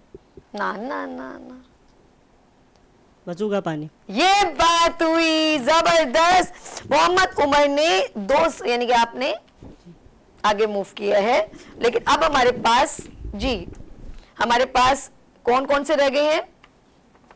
मुंतहा जवाब नहीं दिया, आयशा जवाब नहीं दिया, आप दोनों स्किप कर जाएं, और फबिया आपने भी जवाब नहीं दिया, स्किप कर जाएं। और आप दोनों ने जवाब सही दिया, आप लोग स्किप कर जाएं, आप दोनों रुक जाएं। अब आपसे मैं 2 सवाल करूंगी। हाशिर आपने जवाब नहीं दिया, आप भी स्किप कर। मेरे ख्याल में ये सब लोगों ने जवाब नहीं दिया, सिर्फ एक उसने जवाब दिया। उमर ने जवाब दिया, आपने जवाब नहीं दिया था।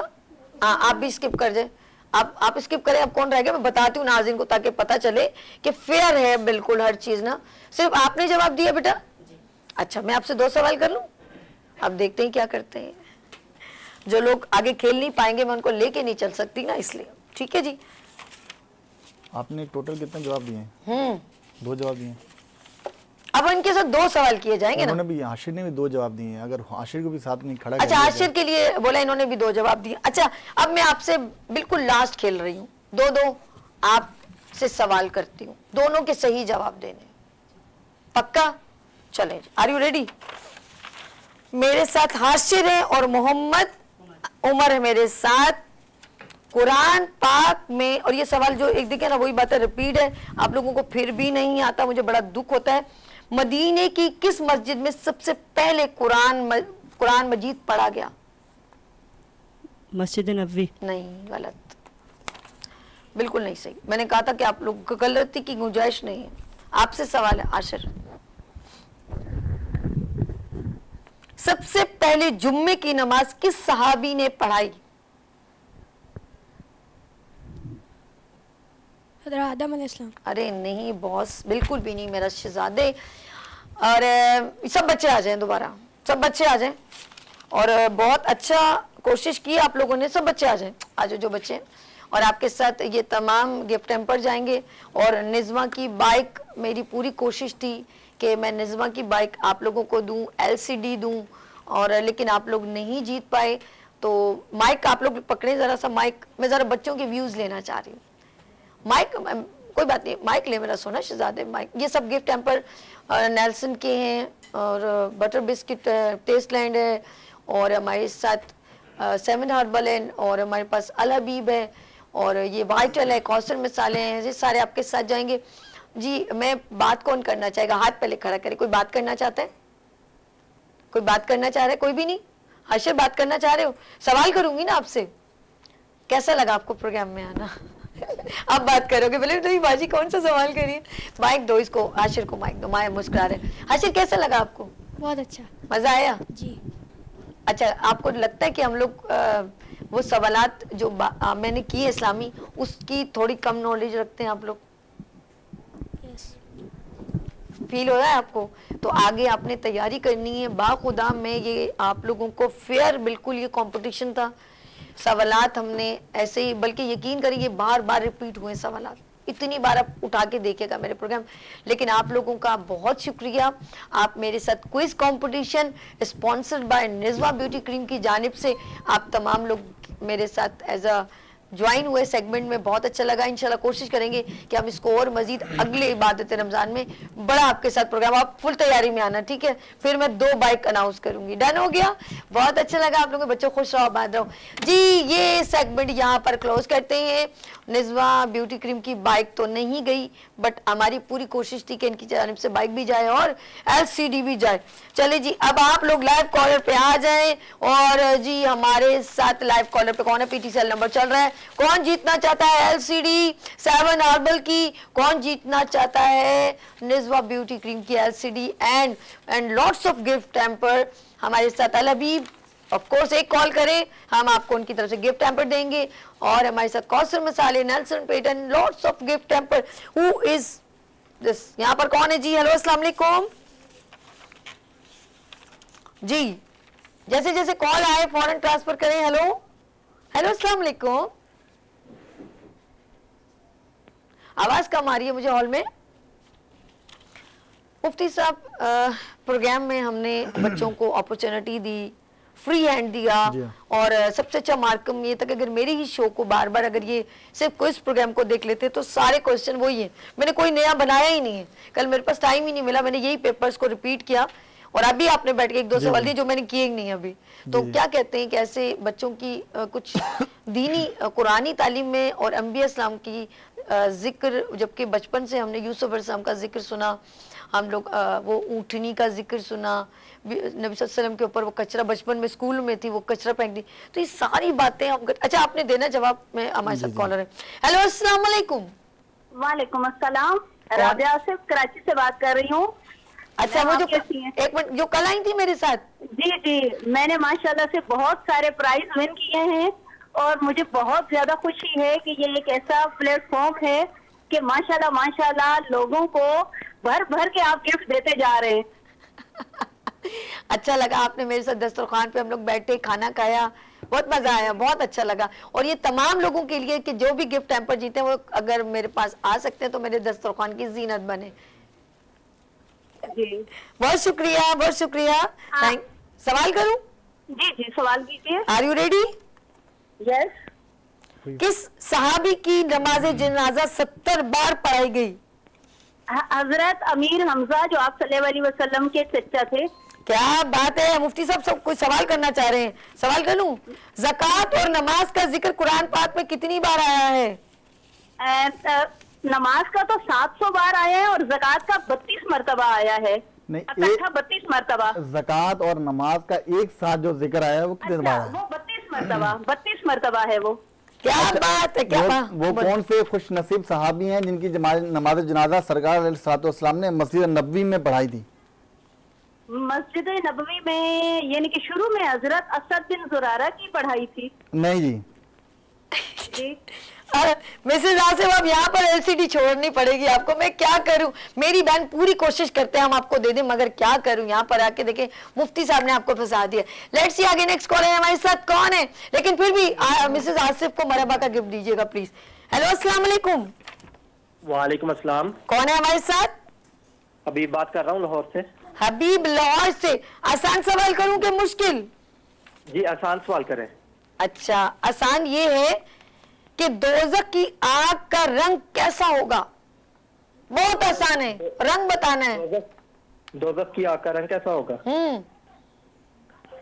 1 2 3 4 5। सुर्ख। नहीं, सुर्ख बोल रहे हैं ना? नहीं, सुर्ख गलत है। अच्छा, वो आपने कहाँ से कॉल की? लाहौर से। चले, बहुत शुक्रिया आपने कॉल की, thank you so much. Next हमारे दरमियान कौन है, जल्दी से क्विकली। हेलो अस्सलाम वालेकुम। हमारे साथ कौन है? मुबशिर बात कर रहा हूँ मैं। मुबशिर कहाँ से? लाहौर से बात कर रहा हूँ। कौन सी सूरत पढ़ने से शैतान भाग जाता है? बहुत आसान सवाल है। अब किस किस से पूछ रहे हैं मेरे भाई? हेलो अस्सलाम वालेकुम।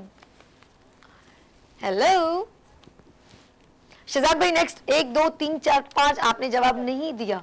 नेक्स्ट हमारे साथ कौन है? हेलो अस्सलाम वालेकुम। जी अस्सलाम वालेकुम। कौन और कहाँ से? जी ज़ैनुल आबिदीन बात कर रहा हूँ कराची से। क्या नाम बताया? ज़ैनुल आबिदीन। ज़ैनुल आबिदीन कराची से। सवाल कर लूं? जी जी करें। आसान के मुश्किल? जो आपका दिल कह रहे हैं मैडम। अरे बाप रे बाप। अब सोच ले, किस इंसान की दुआ कबूल नहीं होती? किस इंसान की दुआ कबूल नहीं होती? माँ बाप की। ना माँ बाप का अपना नाफरमान। 1 2 3 4 5 गलत जवाब है, गलत है शहजादे, गलत है। नेक्स्ट हमारे साथ कौन है? नेक्स्ट हमारे साथ कौन है? हेलो अस्सलाम वालेकुम। वालेकुम सलाम। क्या नाम है आपका? इमरान लाहौर से।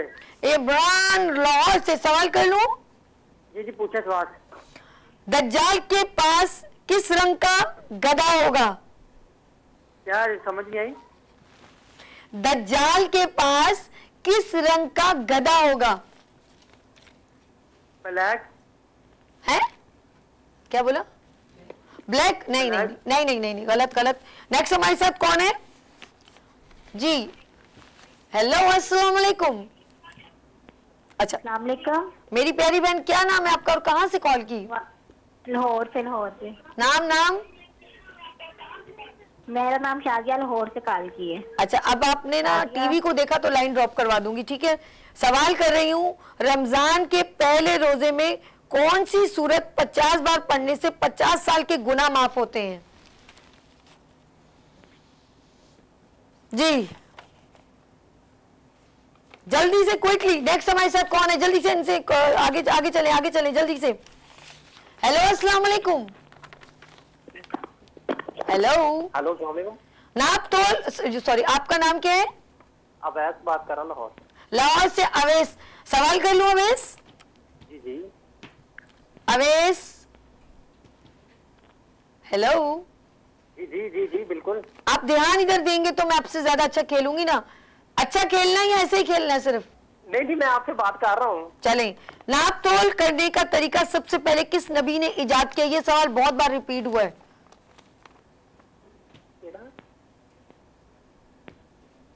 नहीं इसका ही कोई बात नहीं। नेक्स्ट हमारे साथ कौन है? हेलो, लास्ट एंड मेरे ख्याल में लास्ट कॉलर है हमारे साथ, जल्दी से किसी को तो बेचारे को एलसीडी दो, खुदा के लिए डिनर सेट नेल्सन का दो, बाइक जीतो, क्या हो गया आप लोगों को, जल्दी करें। हेलो, अस्सलाम वालेकुम।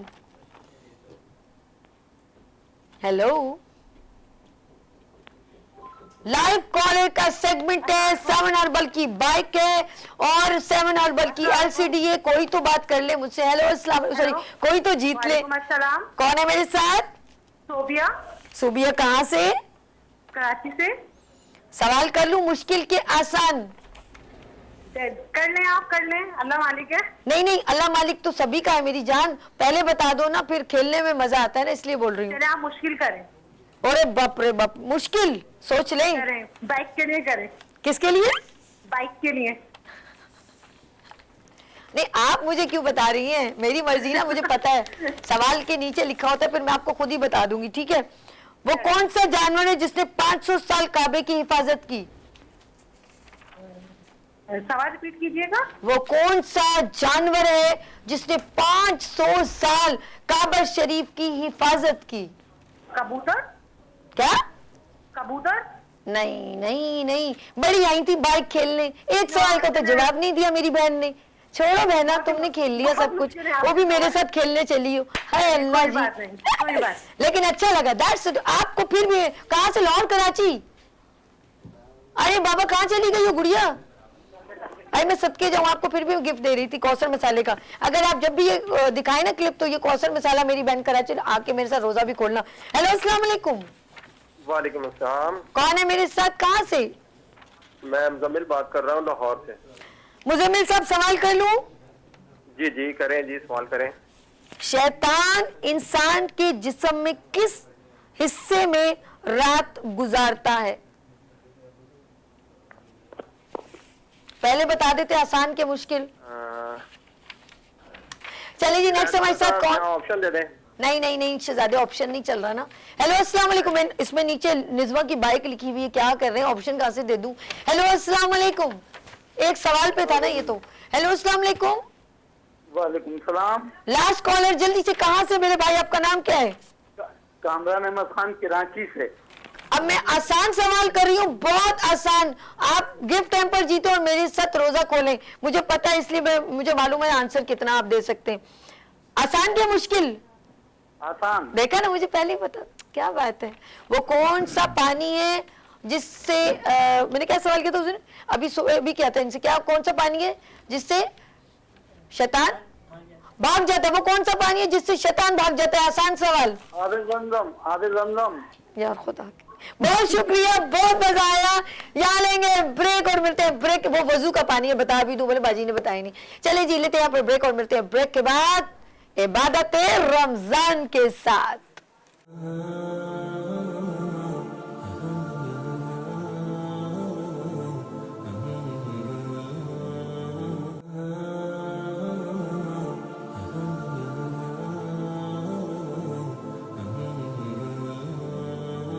एक बार फिर खुश आमदीद कहती हूँ इबादत रमज़ान की स्पेशल ट्रांसमिशन में, और मैं हूँ आपकी मेज़बान सभी अर्श।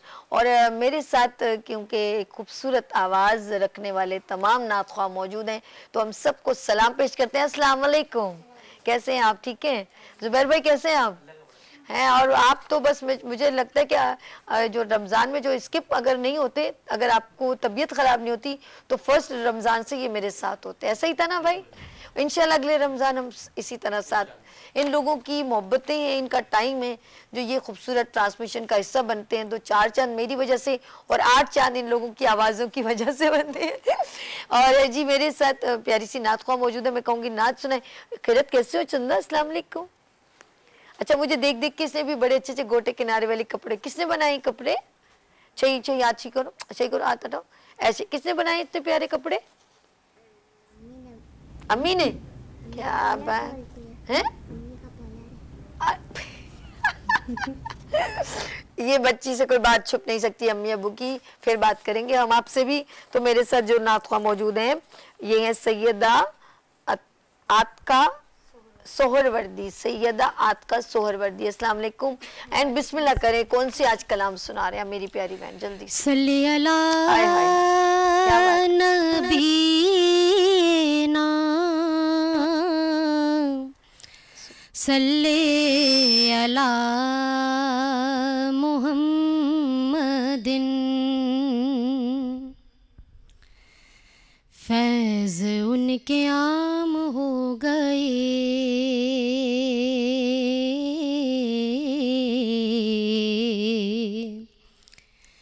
फैज़ उनके आम हो गए, फैज़ उनके आम हो गए,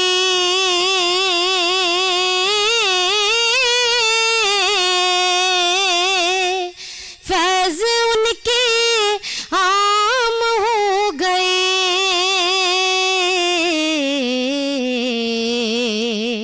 दो जहां गुलाम हो गए, दो जहां गुलाम हो गए। उनके नाम ले वजो हुए,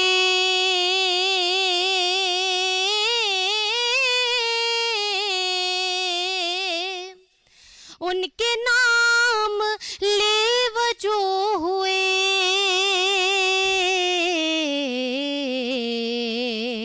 उनके ऊंचे नाम हो गए,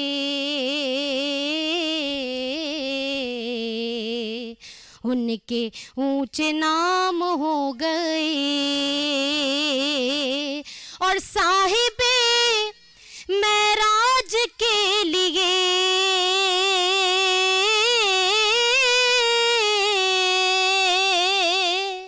साहिबे मेराज के लिए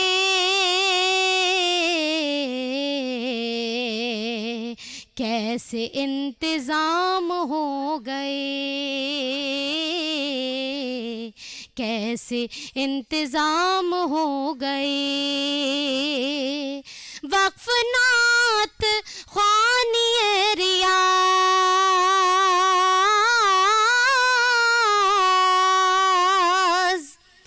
वक्फ नात ख्वानिए रियाज़। तेरे सुबह शाम हो गए, तेरे सुबह शाम हो गए। फैज़ उनके आम हो गए, दो जहां गुलाम हो गए। बहुत प्यारी आवाज़ सैयदात का, सोहरवर्दी हमारे साथ थी और नात का खूबसूरत सिलसिला है। और यहाँ पर मौजूद है फ़हीम नक्शबंदी, तो उनसे गुजारिश करती हूँ कि नाते रसूल मकबूल सल्लल्लाहु अलैहि वसल्लम पेश करें। जी सल्लल्लाहु अलैका या रसूल अल्लाह,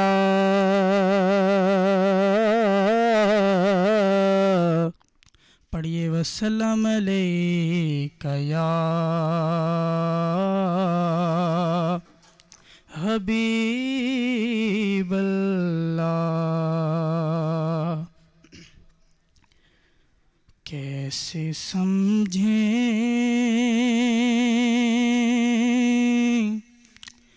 गे तेरी शान ज़माने वाले, कैसे समझे गे तेरी शान ज़माने वाले। खुद मिटेंगे वो तेरा नाम मिटाने वाले। क्या ज़रूरत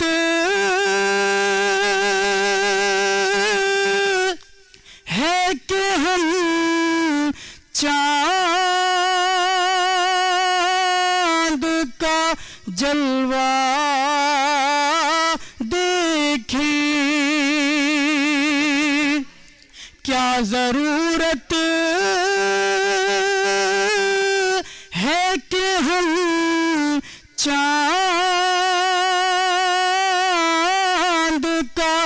जलवा देखें। ठहरो ठहरो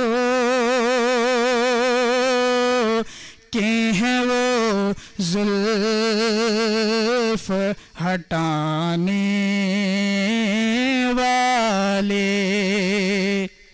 ठहरो ठहरो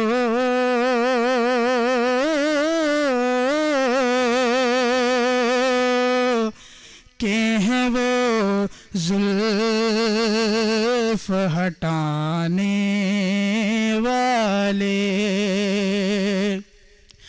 दोनों आलम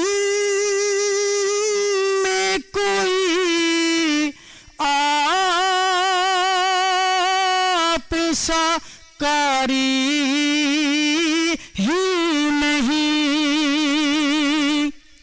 दोनों आलम में कोई आप सा कारी ही नहीं। नौके नेज़ा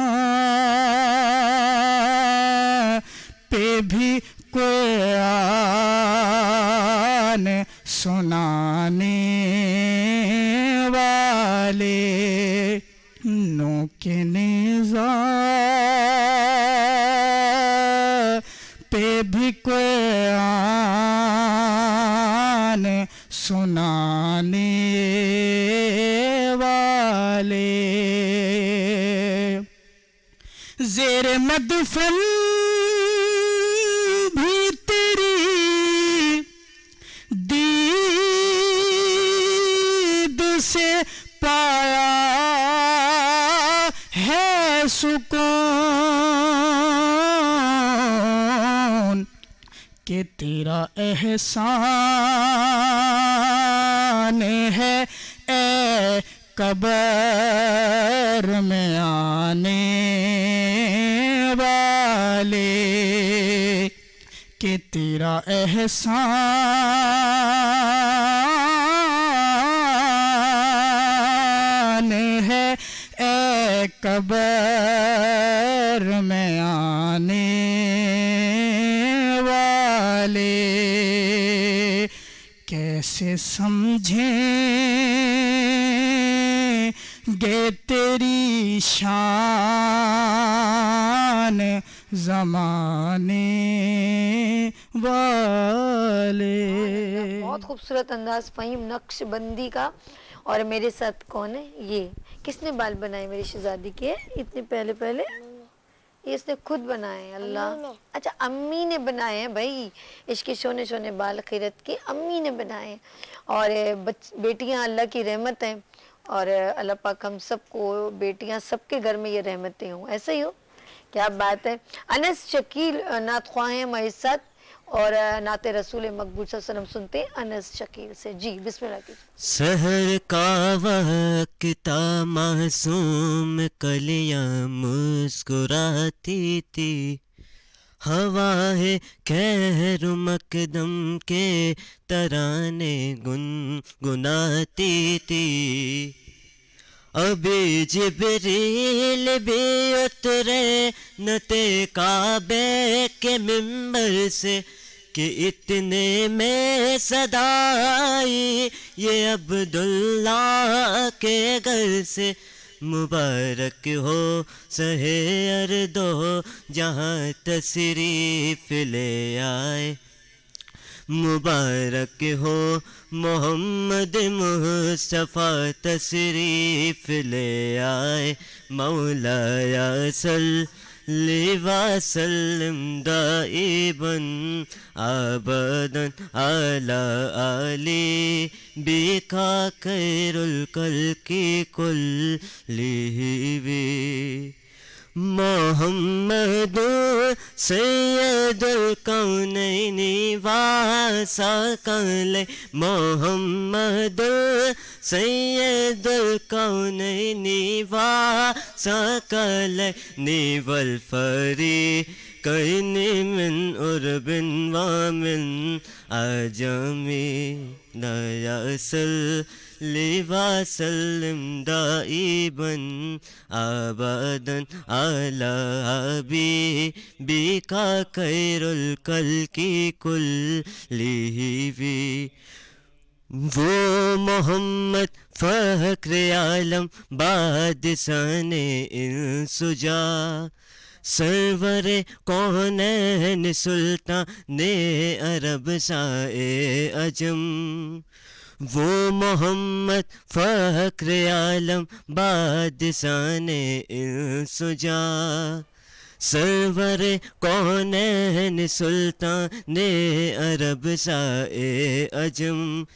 एक दिन जिब्रील से कहने लगी साहे हमम, तुमने देखा है जहाँ बतलाओ तो कैसे हैं हम। अर्ज़ की जिब्रील ने है साहिदी ये मोहतरम, आपका कोई मुमासिल ही नहीं रब की कसम। मौला या सल्ली व सल्लिम दाइबन आबादन अला हबीबिका खैरुल कल्कि कुल्ली। अनस शकील माशाल्लाह बहुत अच्छा। अच्छा जी, बात करेंगे, हमारे साथ इस वक्त बहुत ही सीनियर नातख़्वाह मौजूद हैं और जब वो पढ़ते हैं तो क्या बात है उनकी आवाज़ की। अल्लाह उनको और उनकी आवाज़ में जो है वुसअतें बख्शें और इसी तरह जिक्र नबी करते रहें। सैयद ज़ुबैर रहमानी साहब, बिस्मिल्लाह कीजिए ज़ुबैर भाई। जब तक जीऊं मैं आका, जब तक जीऊं मैं आका, कोई गम ना पास आए। जब तक जीऊं मैं आका, जब तक जियो मैं आका,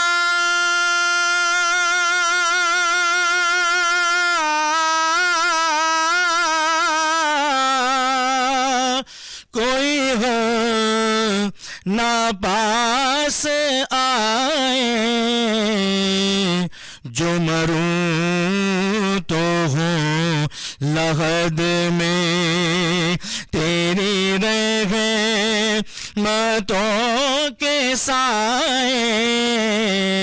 जो मरूं तो हूँ लहद में तेरी रहमतों के साए।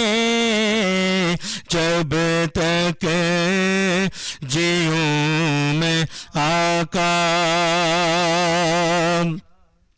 मेरी जिंदगी का मकसद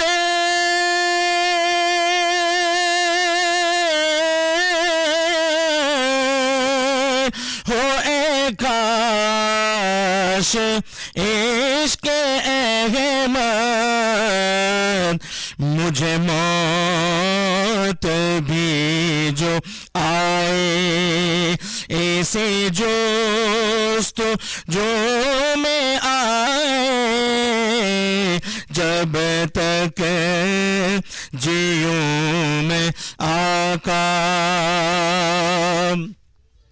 वो दिया जो बुझ गया था,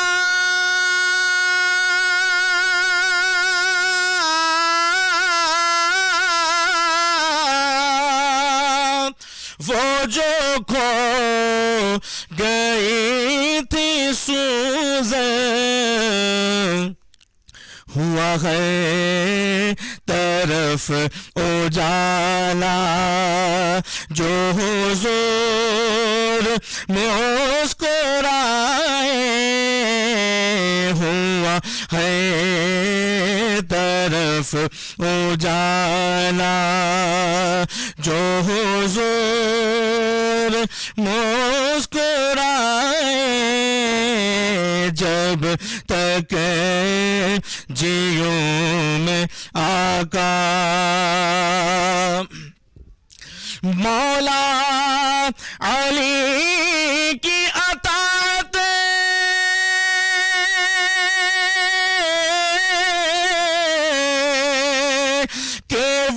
शान अल्लाह अल्लाह मौला अली की अताते के वो शान अल्लाह अल्लाह जिसके लिए वो डूबा सूरज भी लौट आए, जिसके लिए वो डूबा सूरज भी लौट आए, जब तक जियो मैं आका। जिसे मारा हो गमों ने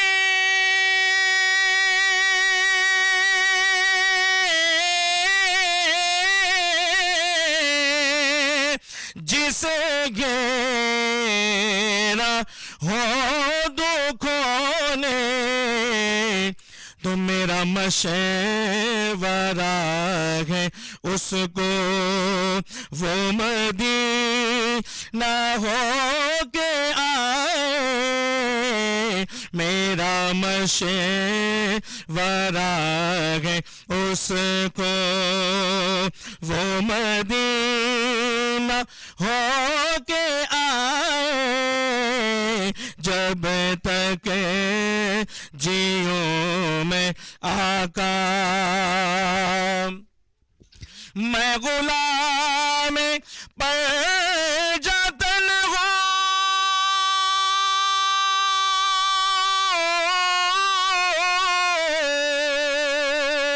न समझना बेसहारा। मैं हूँ गौस का दीवाना, कोई हाथ तो लगाए।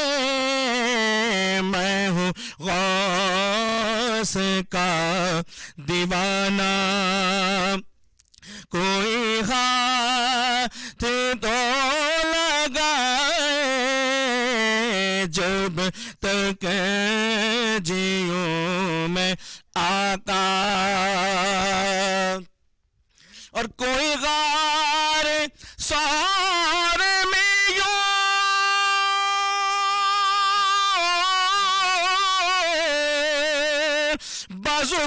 बाजुबान हाल बोले कि न हटाऊंगा अंगूठा, मेरी जान अगर जाए न हटाऊंगा अंगूठा, मेरी जान अगर जाए, जब तक जियो मैं आका। कोई गम न पास आए, जब तक जियो मैं आका। कोई गम न पास आए, जो मरूं तो हो लहद में तेरी रहमतों के साए, जब तक जियूं मैं आका। सुभान अल्लाह। सैयद जुबैर रहमानी साहब माशाल्लाह, क्या अंदाज़ है आपका। और अब मैं चाहूँगी आप बिस्मिल्लाह करके आप भी दस्तरखान की जीनत बने। रोज़ा कुशाई का सेगमेंट है, बच्चे प्यारे प्यारे बैठे हुए और मेरे साथ मेरी को होस्ट है, इसका नाम है खिरत। और जी अस्सलाम वालेकुम। वालेकुम अस्सलाम। क्या नाम है गुड़िया आपका? हुरिया। इनका नाम गुड़िया है। नाम क्या है? हुरिया। हुरिया। मैंने कहा शायद मैंने कहा गुड़िया, तो इन्होंने भी गुड़िया कह दिया। नहीं, इनका नाम है हुरिया। हुरिया ये जो है इस वक्त मेरे साथ रोज़ा कुशाई में मौजूद हैं और बहुत सारे बच्चे सबसे मिलते हैं और ये स्पेशली इन सब के साथ टेस्ट लैंड के गिफ्ट हैम्पर जाएंगे। अच्छा जी उरिया, मुझे बताएं आज पानी कितनी बार पिया? रोज़ा था ना? यस। पानी तो नहीं पिया? टूटा तो नहीं रोज़ा? किसी ने ऐसे तोड़ा तो नहीं? कहाँ रख के आई थी मेरी शहजादी? रोज़ा कहाँ रखा? मेरा सोना फ्रिज में रखा, मम्मा के पास रखा, अपने पास रखा, बाबा पास रखा, कहाँ रखा? अपने पास। इन्होंने अपने पास रखा। बच्ची ने मेरे को बेवकूफ नहीं बनाया आप। अच्छा क्या सुनाएंगी कुछ मुझे? कोई पोएम, नात, क्या आता है आपको? मेरी शहजादी को क्या आता है? पोएम सुना दो जल्दी से, सुनाओ ना। क्या पढ़ते हो? स्कूल में क्या पढ़ते हो? इतने प्यारे प्यारे कपड़े पहन के आई हो, आई शेड भी लगाया, मेरी तरह मेकअप भी किया है। हाँ अच्छा आप चलिए, कुछ भी नहीं सुना रही ना, फिर मैं आगे जाऊँ? चलो फिर याद आएगा ना फिर मुझे बोल लेना, इधर आ जाए, ठीक है? अस्सलाम वालेकुम। क्या नाम है? गोलू मोलू? आयान। आयान गोलू मोली, तो पाला पाला बच्चा है। अच्छा जी कितने रोजे रखे? एक ही रखे या बहुत सारे रखे? रखे हैं, एक दो रखे हैं? पहले भी रखे हैं। पहले भी रखे हैं। पहले भी रखे हैं, माशाल्लाह। कौन सी क्लास में है? Third class. रोजा रखना अच्छा लगता है? अल्लाह पाक आपको सेहत दे इसी तरह। आगे गुड़िया। अस्सलाम वालेकुम। उस बच्चे को दो, इसको दो, बच्चे को, इसको शहजादे को दो, छोटे को। अस्सलाम वालेकुम। मुझे तो लग रहा है तो आप तो रोजा कुशाई में आप तो मुझे नात सुनाने आए हैं, ऐसा लग रहा है मुझे। तो नात नहीं आती? आती है थोड़ी थोड़ी सी, थोड़ी थोड़ी सी। क्या नाम है आपका? मोहम्मद फाइज। मोहम्मद फाइज। आ जाओ, इसको खांसी लग गई थी ना बेचारा, रोजा तो नहीं तोड़ के आ गए? क्या नाम है आपका? शिराज अली। शिराज अली। शिराज अली, अभी भाई ये इससे पूछा नात सुना दे, इनसे पूछा, सबसे पूछ रही हूँ, बाद में नहीं कहना मैं तो नात की तैयारी करके आता। आपके बाबा बोलने वाले मेरा बेटा तो नात पढ़ता है। तो मुझे बता दें आप लोग पहले कौन क्या सुनाएगा? कोई नज़म सुनाएगा या मुझे नात सुनाएगा? जल्दी बता दें, कोई भी नहीं ना, फिर बाद में नाराज नहीं होना। क्या नाम है आपका? शिराज अली। शिराज कौन सी क्लास में? 2। अच्छा क्लास 2 में है। ये बताएं आप स्कूल में सबसे ज्यादा शरारत कौन करता है? मेरा दोस्त। क्या नाम है उसका? एहसन। एहसन। अब आप टीवी देख रहे हैं ना, अभी इन्होंने आपकी शिकायत कर दी, आप बहुत क्लास में तंग करते हैं, ठीक है ना? ओके। आपको क्लास में सबसे ज्यादा कौन तंग करता है? अच्छा आपकी क्लास में लड़कियां भी हैं या आप लड़के? लड़के लड़के हैं सिर्फ, तो कोई तंग ही नहीं करेगा। क्या है, लड़कियां तंग करती है ना। सुनाना है तो कुछ सुना दो, पक्का? आपने? अस्सलाम वालेकुम। आपको सुनाना चाह रही है? ठीक है, कुछ नहीं भाई, मेरी बेटी थी कभी खिदत सुनाएगी। खिदत आप सुनाओ। देखिए अभी कैसे सुनाती है ये मेरा बच्चा, देखो। सहर का वक्त था, मासूम कलियां मुस्कुराती थी, हवाएं खैर मखदम के तराने गुनगुनाती थी। अभी जिब्रील अभी उतरे न थे काबे के मिंबर से, कि इतने में सदा आई के अब्दुल्लाह के घर से, मुबारक हो शहर दो सरा तशरीफ ले आए, मुबारक हो मुहम्मद मुस्तफ़ा तशरीफ ले आए, मौलाया सल्ली व सल्लिम दाइमन आबादन अला हबीबिका खैरिल खल्क़ि कुल्लिहिम। माशाल्लाह। अब आपने और तैयारी करके आनी, जब भी आना मुझे अच्छी से नात भी सुनानी है, पक्का? पक्का। अच्छा जी हमारे साथ जो है माशाल्लाह मुफ्ती साहब भी हैं, ज़ुबैर साहब भी हैं और सारे बच्चे रोज़ा कुशाई पे भी हैं। अच्छा मैं मुफ्ती साहब एक सवाल करना चाहूँगी। हम लोग एतकाफ़ पे आज मौजूद गुफ्तगू था, ठीक है ना? एक मिनट बेटा। एतकाफ़ में हम लोगों ने बात की, एतकाफ़ में बहुत इबादतें करते हैं लोग, कुरान पाक की तिलावत करते हैं और अच्छी किताबें पर जो अपने जो शौकीन होते हैं वो लोग लेके जाते हैं। और एतकाफ़ में आपने कहा उम्र का ज़रा सा है, तो कितनी उम्र से, जैसे ये बच्चे हैं और अगर ये मतलब 12 साल है 15 साल है, तो कितने बच्चों की उम्र में एतकाफ़ हो सकता है? देखिए एतिकाफ के लिए आकिल होना शर्त है, बुलूगत इसके लिए शर्त नहीं है। अच्छा। हाँ समझदार होना इसके लिए शर्त है कि बच्चा इतना समझदार हो कि मस्जिद के आदाब भी जानता हो और एतिकाफ करने का तरीका भी जानता हो। अब इतना छोटा बच्चा अगर एतिकाफ में चला जाएगा, मस्जिद चला जाएगा, तो अगर उसको मस्जिद के आदाब ही पता नहीं होंगे और एतिकाफ कैसे करना उसको यही पता नहीं होगा, तो हो सकता है कि उसका एतिकाफ टूट जाए और सवाब हासिल करने की बजाय वो जो अल्लाह तबारक तआला की नाराज़गी मोल ले। इसलिए बच्चा समझदार होना ज़रूरी है। बच्चा बालिग होना उसके लिए शर्त नहीं है, चाहे वो 12 साल का हो या 10 साल का हो। 10 साल का बच्चा भी अगर बैठा हो लेकिन वो समझदार हो, उसके मस्जिद के आदाब पता होने चाहिए, एतिकाफ़ का पता होना चाहिए, तो बिल्कुल वो एतिकाफ़ कर सकता है। दूसरा ये है कि जब हम एतिकाफ़ करने जाएं तो कोशिश करें कि एतिकाफ़ के दौरान अपने साथ दीनी जो इस्लामी किताबें हैं वो अपने साथ रखें, ताकि तिलावत कुरान के साथ साथ हम दीनी किताबें भी उसका मुताला कर सकें। सीरत मुस्तफ़ा हो गई या इसके अलावा दीगर कुतुब हो गई, उनका मुताला भी हमें ज़रूर करना है। और एतिकाफ़ के मसाइल के हवाले से जो किताबें हों वो भी अपने साथ रखें। फिर मस्जिद के आदाब के हिसाब से जो किताबें हमारे पास मौजूद हों वो भी किताबें रखें। तो ये किताबें हम अपने साथ रखेंगे तो इंशाअल्लाह बहुत आसानी होगी। और एतिकाफ़ का एक मकसद ये भी होता है कि जब इंसान रमज़ान मुबारक के आखिरी 10 दिनों में एतिकाफ़ करता है तो ये एतिकाफ़ करने से वो लैलतुल कद्र पाना उसके लिए आसान हो जाता है, क्योंकि नबी पाक अलैहिस्सलातु वस्सलाम एतिकाफ़ किया करते थे रमज़ान के आखिरी 10 दिनों में। और नबी पाक अलैहिस्सलातु वस्सलाम के विसाल ज़ाहिरी के बाद अज़वाज मुतहरात ने ये सिलसिला आगे रखा, यानी वो भी एतिकाफ़ किया करती थी। और नबी पाक अलैहिस्सलातु वस्सलाम इरशाद फरमाते हैं कि एतिकाफ़ करो, एतिकाफ़ करने पर आखिरी 10 दिनों में तुम लैलतुल कद्र को पाना तुम्हारे लिए आसान हो जाएगा। इसलिए एतिकाफ़ करना चाहिए, ये बहुत अहम तरीन इबादत है। लेकिन एतिकाफ़ जो है, दौरान एतिकाफ़ बेजा मोबाइल का इस्तेमाल करना, बेजा गुफ्तगू करना या इसी तरह मस्जिद में चंद अफराद की टोलियां बनाकर बैठ जाना और गुफ्तगू शुनेद करना शुरू कर देना, ये कतन दुरुस्त नहीं है।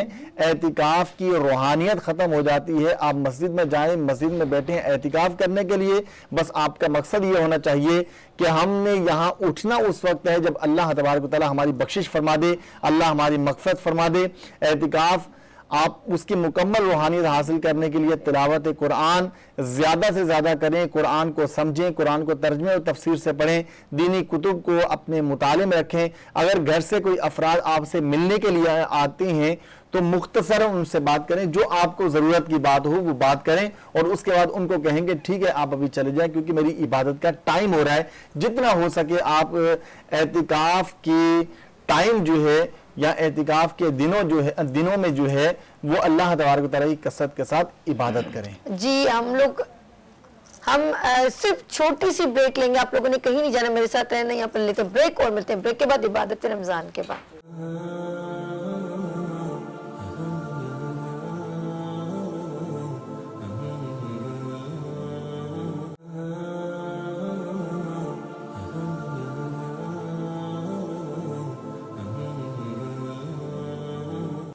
एक बार फिर खुशामदीद कहते हैं इबादत रमज़ान में। और मैं स्पेशली शुक्रिया करती हूँ हमारे दस्तरखान को, जो है ख़ास एहतमाम जो दस्तरखान का होता है इबादत रमज़ान में वो है ढाबत। ये ढाबत जी जो है, हमें इनका बहुत शुक्रिया अदा करती हूँ। और हम तो दुआओं में याद करते हैं क्योंकि जब रिस्क में हमारे यहाँ पर दस्तरखान लगता है तो हम कहते हैं कि अल्लाह पाक इस तरह सबकी जो लोग बांटते हैं, ये सिर्फ हमें नहीं बल्कि उन्होंने एक एहतमाम किया है। मेरे ख्याल में उन्होंने ख़ास रमज़ान में जो है वो सब जगह उन्होंने ये डिस्ट्रीब्यूशन रखी है, तो अल्लाह पाक इनके रिस्क में वो सत्य बख्शे। हम नाते रसूल मकबूल सल्लल्लाहु अलैहि वसल्लम सुनते हैं सैयद ज़ुबैर रहमानी साहब से। जी बिस्मिल्लाह कीजिए।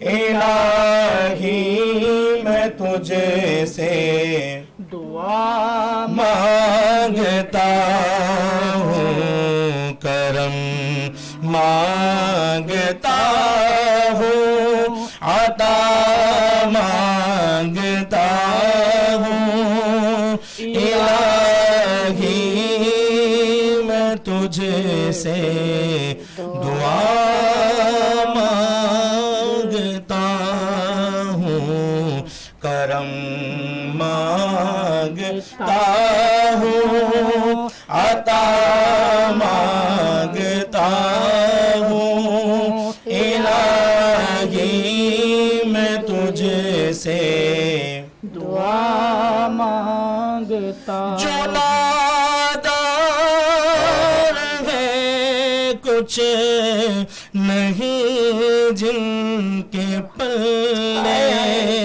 उन्हें भी दिखा दे हरम के तू जलवे, हुजूरी हो सबकी दुआ मांगता हूँ, इलाही मैं तुझे से दुआ मांगता हूँ, करम मांगता हूँ, अता मांगता हूँ, इलाही मैं तुझे से दुआ मांगता हूँ। और ये दुआओं की घड़ी है, सब अपने हाथ बुलंद किए हुए हैं और मैं हमेशा की तरह दुआ ये कहती हूँ कि अल्लाह पाक हमारे रिस्क के हलाल में इजाफा करे और अल्लाह पाक हमारे दस्तरखान को वसी करे। और बहुत ज़्यादा शुक्रिया करती हूँ कि पहले रमज़ान से आज 19वां रमज़ान हो गया और इंशाल्लाह 30वें रमज़ान तक दस्तरखान की जो हमने जो दस्तरखान सजाया और उसके अंदर ख़ास जज़ाए खैर हमारे डाबा जी की तरफ से बहुत शुक्रिया आपका मेरे भाई। अल्लाह पाक आपके रिस्क में बेइंतहा बरकत दे और अल्लाह पाक आपके रिस्क के हलाल में इतनी फरावानी करे कि पूरे पाकिस्तान में आपके ब्रांड का जो नाम हो। मैं ये दुआ करती हूँ भाई के लिए खास तौर पे। बिस्मिल्लाह कीजिएगा, हम दुआओं की तरफ चलते हैं। अल्हम्दुलिल्लाहि रब्बिल आलमीन वस्सलातु वस्सलामु अला सय्यिदिल अंबिया वल मुरसलीन अल्लाहुम्मा सल्लि अला सय्यिदिना व मौलाना मुहम्मदिन मअदिनिल जुदी वल करम व अला आलिहि व सहबिहि व बारिक वसल्लिम। या इलाहल आलमीन या रब्बल आलमीन या अल्लाह या रहमान या रहीम या हन्नान या मन्नान या हय्यु या क़य्यूम। मौला करीम 19वें रोज़े के इफ्तार के वक्त अपने गुनाहों से आलूदा हाथों को दराज किए हुए हैं। ए अल्लाह मग़फ़िरत का तुझसे सवाल कर रहे हैं, ये अशराए मग़फ़िरत है। ए अल्लाह चंद दिनों बाद मौला करीम ये अशराए मग़फ़िरत हमसे जुदा होने वाला है। मौला करीम तुझे अपने प्यारे महबूब अलैहिस्सलातु वस्सलाम के रुख़ ज़ेबा का वास्ता, ए अल्लाह हमारी हतमी बख्शिश फरमा दे। ए अल्लाह हमारी हतमी मग़फ़िरत फरमा दे। मौला सारे गुनाहों को मुआफ़ कर दे। ए अल्लाह सारी ख़ताओं से दरगुजर फरमा। मौला नेकियां करने की तौफ़ीक़ अता फरमा।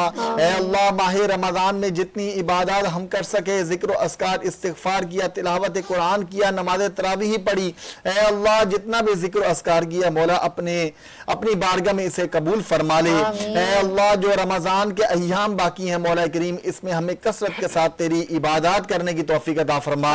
ए अल्लाह हम तमाम को जहन्नुम से आज़ादी नसीब फरमा।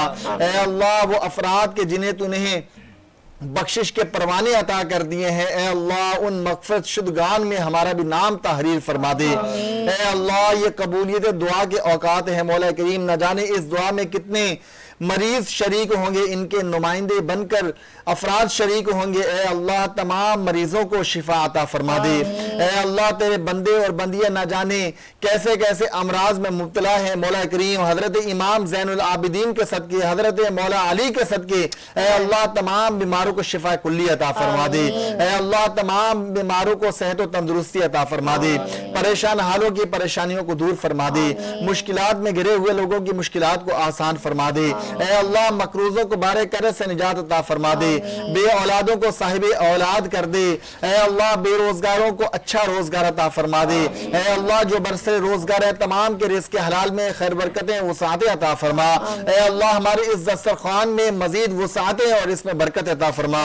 ऐ अल्लाह खुसूस बिलखुसूस मौला करीम डाबा डी वालों के रिज़्क़ हलाल में खैर बरकतें वसाअतें अता फरमा। ऐ अल्लाह इनके रोजी रोजगार में बरकत अता फरमा। ऐ अल्लाह जितने भी स्पॉन्सर हैं मौला करीम तमाम के रिज़्क़ हलाल में बरकत अता फरमा, तमाम को दीन दुनिया की भलाइयां अता फरमा। ऐ अल्लाह हमारे अर्श भाई और इनकी पूरी टीम को दीन दुनिया की भलाइयां अता फरमा। ऐ अल्लाह जो इस ट्रांसमिशन को खूब से खूब बनाने में मसरूफ है, ऐ अल्लाह इनकी काविशों को अपनी बारगाह में कबूल मंजूर फरमा। मौला करीम हमारे मरहूमीन मरहूमात मुस्लिमीन मुस्लिमात की बख्शिश फरमा। ऐ अल्लाह खुसूस बिल खुसूस हमारे अर्श भाई के भाई की बख्शिश फरमा। ऐ अल्लाह इनकी हतमी मग़फ़िरत फरमा। हमारे अब्दुल मजीद भाई, फरहान भाई, नुमान भाई मौला करीम जो इस चैनल के ऑनर हैं, ऐ अल्लाह इन्हें दीन दुनिया की भलाइयां अता फरमा, इनके रोजी रोजगार में बरकत अता फरमा, रिज़्क़ हलाल में बरकत अता फरमा, मोहताजगी वाली जिंदगी से हमेशा महफूज फरमा। व सल्लल्लाहु तआला अला खैर खल्क़िही व नूर अर्शिही मुहम्मद व अला आलिही व सहबिही अजमईन बिरहमतिका या अरहमर राहिमीन।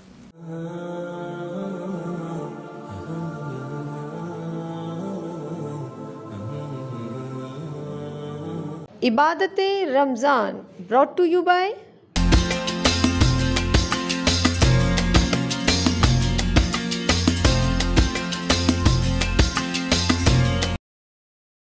डॉक्टर ईसा लैब, आपका एतमाद।